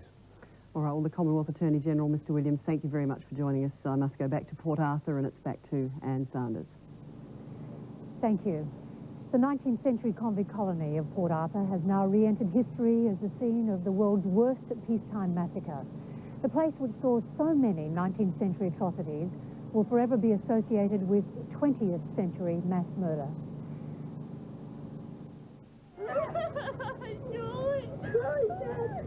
A frightening sense of déjà vu. I have seen people die in front of me, very young people, 23, 28, 35. It took me days just to come to grips with the fact that it was real. You know, it was something like out of a movie. There were many similarities between the Port Arthur massacre and 8 deaths here in Queen Street, Melbourne in December 1987. The similarities? The type of weaponry and the psychological history of the gunman.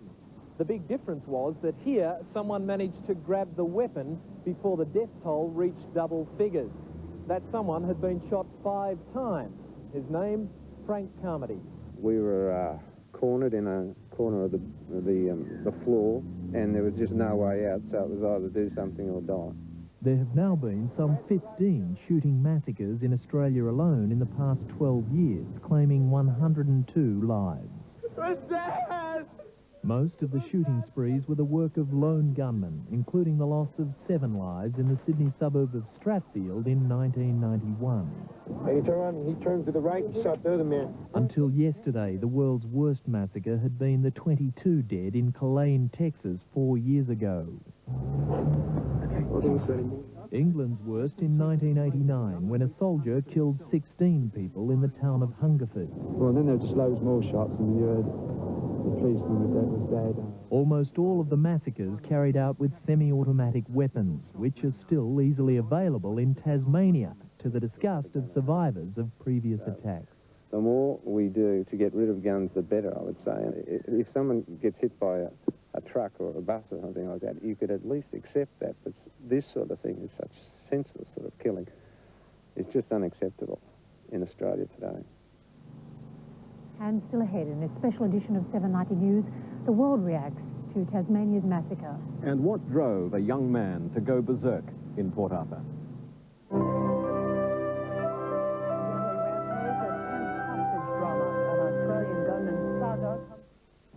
Tasmania's mass murders have thrust Australia into the world spotlight in the worst possible way.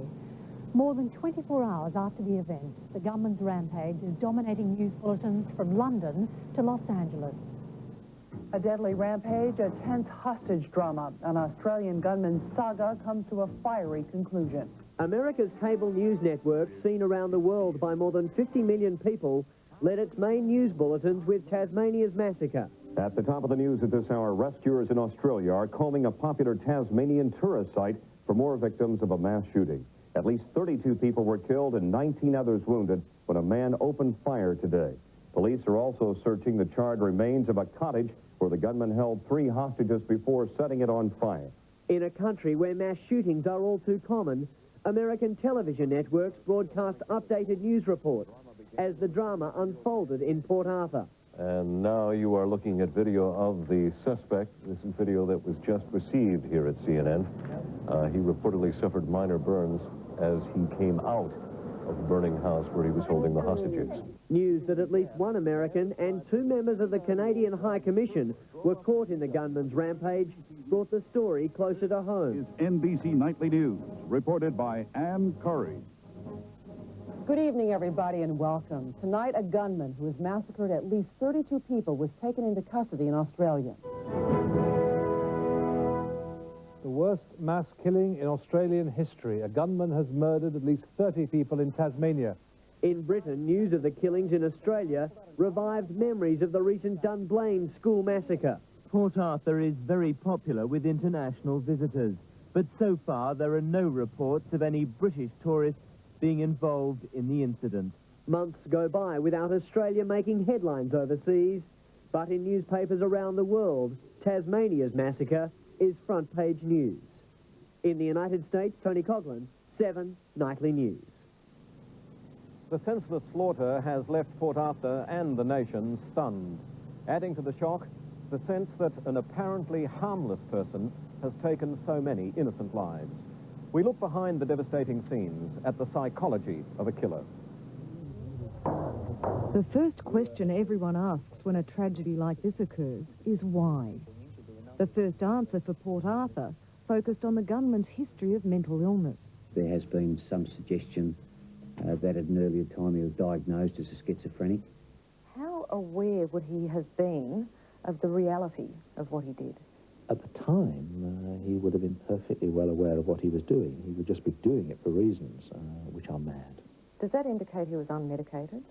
Well, obviously not effectively treated. I would say that the mental health system does have a lot to answer for. Today, the Australian Schizophrenia Foundation highlighted the need for more resources to ensure all who need it have access to monitored treatment. Is it a common occurrence these days that people seeking help can't get it? It is, unfortunately, Jill. There is a phrase that's being used around the circles these days which say that these days it's not enough for someone to be suicidal in order to get help, but they must be homicidal. And I think in light of the recent horrific experiences, it's a very telling statement. It's not known at this stage what, if any, cries for help the Port Arthur gunman might have made. The fact is, though, most mass murderers are bad, not mad. It's a grotesque, extended suicide in a self-absorbed, narcissistic, angry young man. It's very unusual for it to involve someone with a mental illness. Also unusual, says Professor Mullen, is that the killer didn't take his own life as well. Most do. Another exception being the apparently sane Hoddle Street killer Julian Knight, who only discovered life is precious when he begged a policeman for his own. And they started yelling out again. I said, well, don't shoot. If it emerges the Port Arthur gunman was psychotic at the time of the massacre, the evidence suggests his punishment will start when his illness stops. As the person recovers from their illness and the bizarre and delusional ideas begin to recede, they have then to face the horror of what they've done. Yes, there is intense speculation about the mental condition of the man behind this massacre. And Anne joins us again now in our Sydney studio with an expert who may throw some light onto his character. Yes, thank you, David. With me is Professor Brent Waters, the Director of Psychiatric Services at Sydney St Vincent's Hospital. Professor, thanks very much for joining us. Now, from what we know about this man, does he fit the profile of a mass murderer? In general terms, he does. A lonely, isolated man that people didn't know very much about. He, the kind of man who actually avoided letting people know about him and his personality, a person who could brood, who could add up imagined and real insults until things just got to the point that he felt he had to take it out on somebody. He has been described as schizophrenic, but does that necessarily make him dangerous? Oh no, the vast majority of people with schizophrenia present no danger to anybody. And as Professor Mullen said, the vast majority of people who commit mass murders like this are not schizophrenic. It is a senseless killing, we all agree on that, but did he see reason in it? Would a person like this find reason in it? He would have had a cacophony of reasons, I think, running through his head, probably in the form of a build-up and then a couple of things that pushed him over the edge, but he would have seen some kind of distorted sense to it. We believe his father died recently. Could something like that affect him? It may have been one of the things that pushed him over the edge, but undoubtedly there were a number of other things going on inside his head, including some very basic flaws in his thinking and his views on other people and the way he valued life. All right, well, thank you very much, Professor Brent Waters, for joining us from St Vincent's Hospital in Sydney tonight. Now it's back to Port Arthur and Anne and David. Thank you, Anne, and ahead in tonight's special edition of 7 Nightly News, live from Tasmania. The history of tragedy in Port Arthur, the tourist town haunted by its past.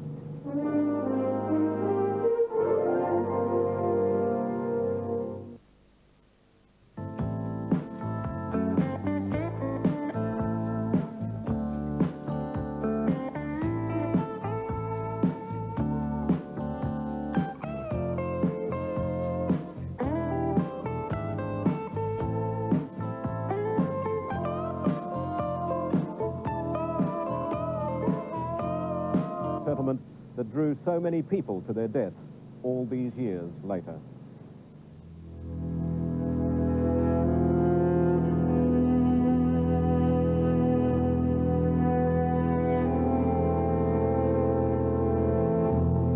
Port Arthur is no stranger to madness.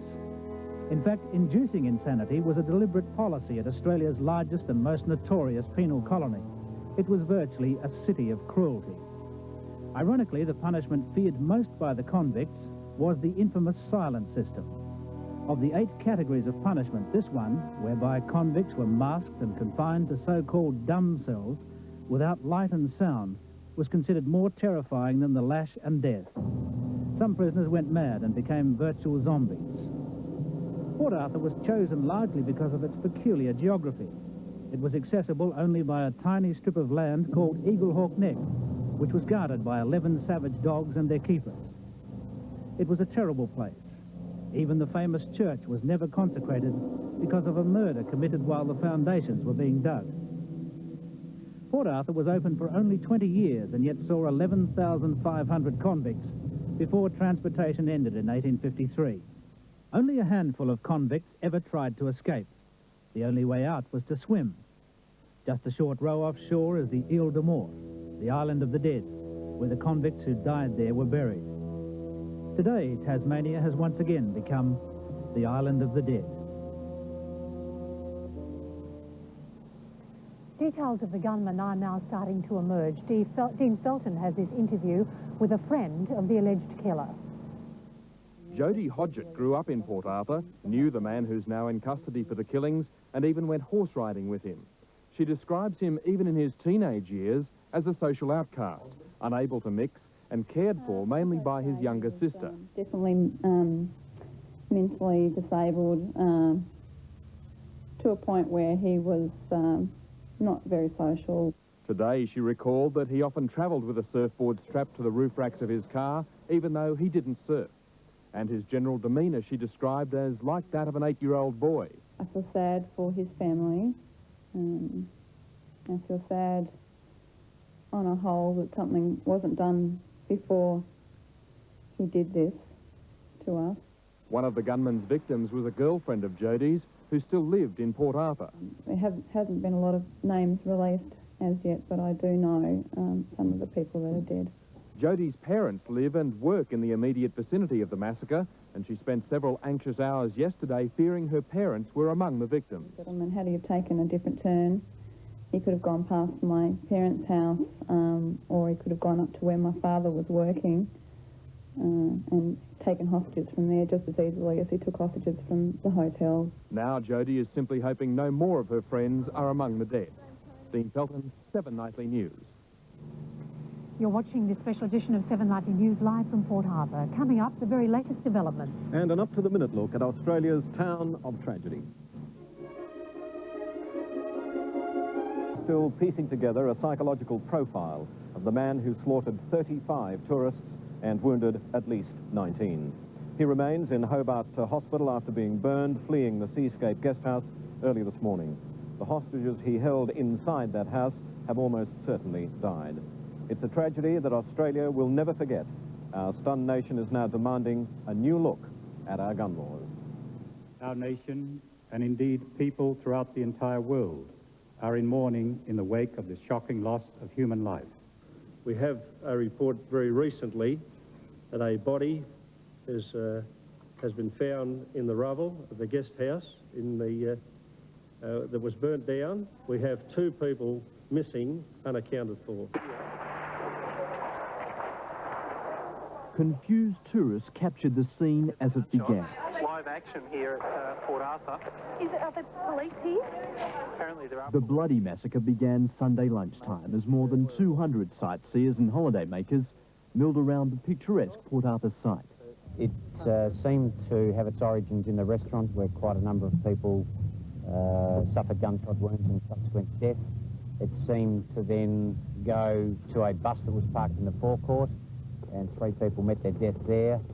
It seems that whoever was responsible drove the car to the southern side of the boom gate, and that's probably where another 3 people met their fate. A steady stream of helicopters began flying the wounded to hospital. Tourists lucky to escape the slaughter barricaded themselves in this cottage for 2 agonising hours.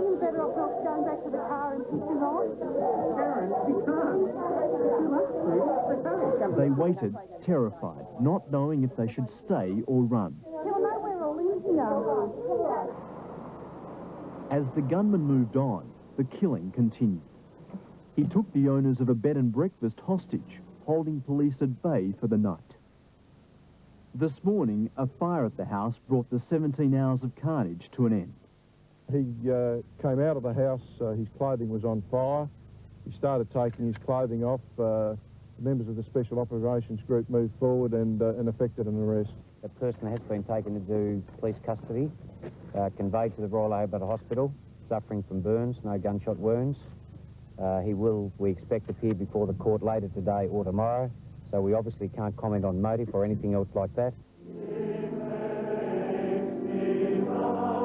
The full picture of this tragedy is slowly piecing itself together. Tonight, police are trying to identify the dead. The loss of 1 human life is a tragedy. The massacre of so many innocent people at Port Arthur is almost beyond our comprehension. Beyond the outpouring of grief, thoughts will turn to ensuring a tragedy like this never happens again in this country. I have no doubt that the enormity of this tragedy will register on the minds of every lawmaker in Australia, so it should.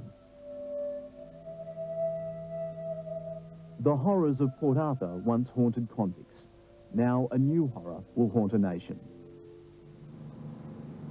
You're watching this special edition of 7 Nightly News live from Port Arthur, scene of Australia's worst massacre. Stay with us.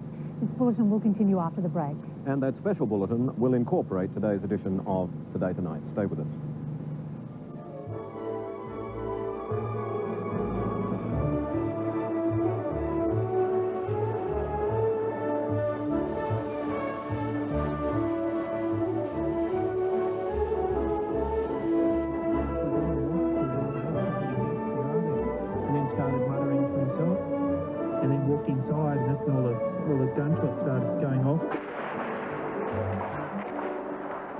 It's been confirmed to this stage 32.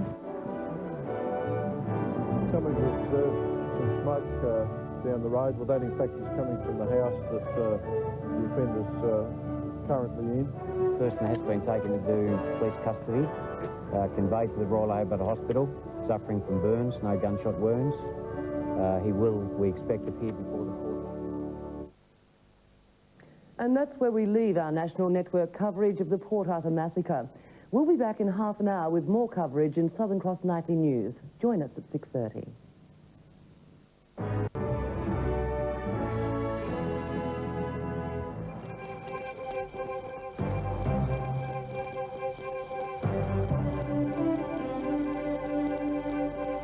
A 29-year-old man remains in hospital tonight under tight security after being accused of the biggest mass murder by one person in recent history. And Prime Minister Howard flies in on Wednesday to visit injured victims. The death toll in the Port Arthur shooting massacre has risen to 33, with the discovery today of a body near the burnt remains of the Seascape guest house. The man was last night holding police at bay. The siege ended shortly before 9 o'clock this morning when a man walked out of the guest house. Nearly 2 hours after the siege ended, a man was brought to the Royal Hobart Hospital with burn injuries to parts of his body. Dozens of people lined the streets surrounding the hospital in the hope of glimpsing the man police want to question about the world's worst mass murder. He's been placed in an isolated section of the hospital under police guard. We have, and will do for some time, have beefed up our own security in the hospital. The police guard is as a matter actually for the police, but I mean we have sufficient security in place. 18 of the gunman's victims were taken to hospital yesterday. 4 have since been discharged. 5 people remain in a serious condition with gunshot wounds. One of them is Bridget Cook, a worker at the restaurant where the shooting started. She warned us. She actually came from the back of the restaurant. She was working there at the time and came round, and she felt that she had to warn people not to go into the restaurant because no one really quite believed what was going on. I was running like hell. I was crouched, and I was just looking through the car windows to see which way he's going, and he was following us. I thought I was dead. He had his gun, it was a big gun, and he started following the tip of it with my dad and I while we were running. And I saw the man with a gun came out with a gun, and he was running after me and my daughter. If it wasn't for Bridget, we wouldn't be here today. Today, the Reganovic family came to the hospital to thank the woman who saved their lives. I cried because as soon as I saw her, because she's injured and we're not, I would like to say, I wish it was me. The man taken into custody this morning has not been interviewed by police and charges have not been laid. Meanwhile, police have released a breakdown of the fatalities. While 5 of the victims are yet to be identified, it's been confirmed 8 are from Tasmania, 17 from other Australian states, 2 from Malaysia and 1 person of Indian or Asian descent. Police expect to interview at least 180 witnesses. The Tasmanian Premier, Tony Rundle, has announced a national appeal for the families of the victims. It's been started with a $100,000 grant from the state government, and people nationally can make contributions through the Commonwealth Bank and in Tasmania through the Trust Bank. Samantha Meyer, Win News. A dramatic 16-hour siege ended the Port Arthur massacre, the gunman making several demands, including a helicopter. But police attempts to negotiate the release of hostages fell through when they lost telephone contact with the man halfway through the crisis. Victorian and New South Wales Special Operations Police arrived at Port Arthur after midnight, backing up more than 200 Tasmanian officers. A 5-kilometre exclusion zone keeping media well back as the siege, which started the day before, dragged on. The gunman, believed to be holding the 2 elderly owners of the Seascape Holiday Village hostage, keeping police at bay with an unknown armoury. We're aware of weapons that were in the house. What we do know is that he's got a high-powered weapon and he is firing that weapon. A flat phone battery caused negotiations with the gunman to break down at around midnight. It's now 5 o'clock and police have just confirmed that several shots were fired half an hour ago. It's unknown whether or not the man's hostages are alive or dead. The standoff continued until daybreak, police continuing attempts to resume negotiations with the man, then signed altogether with 4 from New South Wales, a South Australian, and 3 believed to be Asians. 4 are still to be identified. Most of those wounded in the frenzied attack are in Royal Hobart Hospital, although 2 were today discharged. In all, 18 victims were admitted to hospital overnight. 5 remain critical in high dependency wards. The remaining 11 described as being stable. Out of the initial 18 who came in, 7 of them had a mixture of penetrating wounds to the chest, the head, the neck and abdomen. In the same hospital now, although in isolation and under heavy police guard, the 29-year-old gunman said to be suffering burns. His medical state to be monitored over the next 24 hours. I mean, generally, in the area that he's being kept is sort of enough to allay the fears of staff and the community, but also look after him. Police have spoken to his mother, her Newtown home, visited by police this afternoon. Neighbours say they'd been wary of her son. We're usually standing outside and walking up and down, and he's looking across the road, and I have spoken to him time after time, just said to him good morning, and he just looks at me vaguely and then says, oh, g'day, or hello, and continues on. Meanwhile, Tasmania remains in mourning. A state memorial service is being planned for Hobart on Friday, with simultaneous services in Launceston and on the northwest. A further service may also be held on site at Port Arthur later in the week. I've been saying, hang on to one another. Don't be alone today and in these next few days. Have somebody with you. Weep, put your arm around somebody, and we draw strength from one another. The people of the Tasman Peninsula and the Tasmanian community generally who are traumatised by this tragic event, we all need to go through a healing process because of the magnitude of what has happened in this island. Pictures from Port Arthur have been flashed around the world. Hundreds of millions of people sharing in Australia's grief after viewing the tragedy on international news bulletins. Now to the massacre in Australia. A lone gunman kills 32 people at random at an Australian tourist attraction. When tourists heard gunfire from afar, they thought it might be part of a show until they got closer. That's how the world heard about one of Australia's darkest days, a horrifying tragedy putting Tasmania on the maps of news bulletins around the globe. Police say he fired deliberately, targeting his victims, including several children, with his high-powered rifle. In the United States, where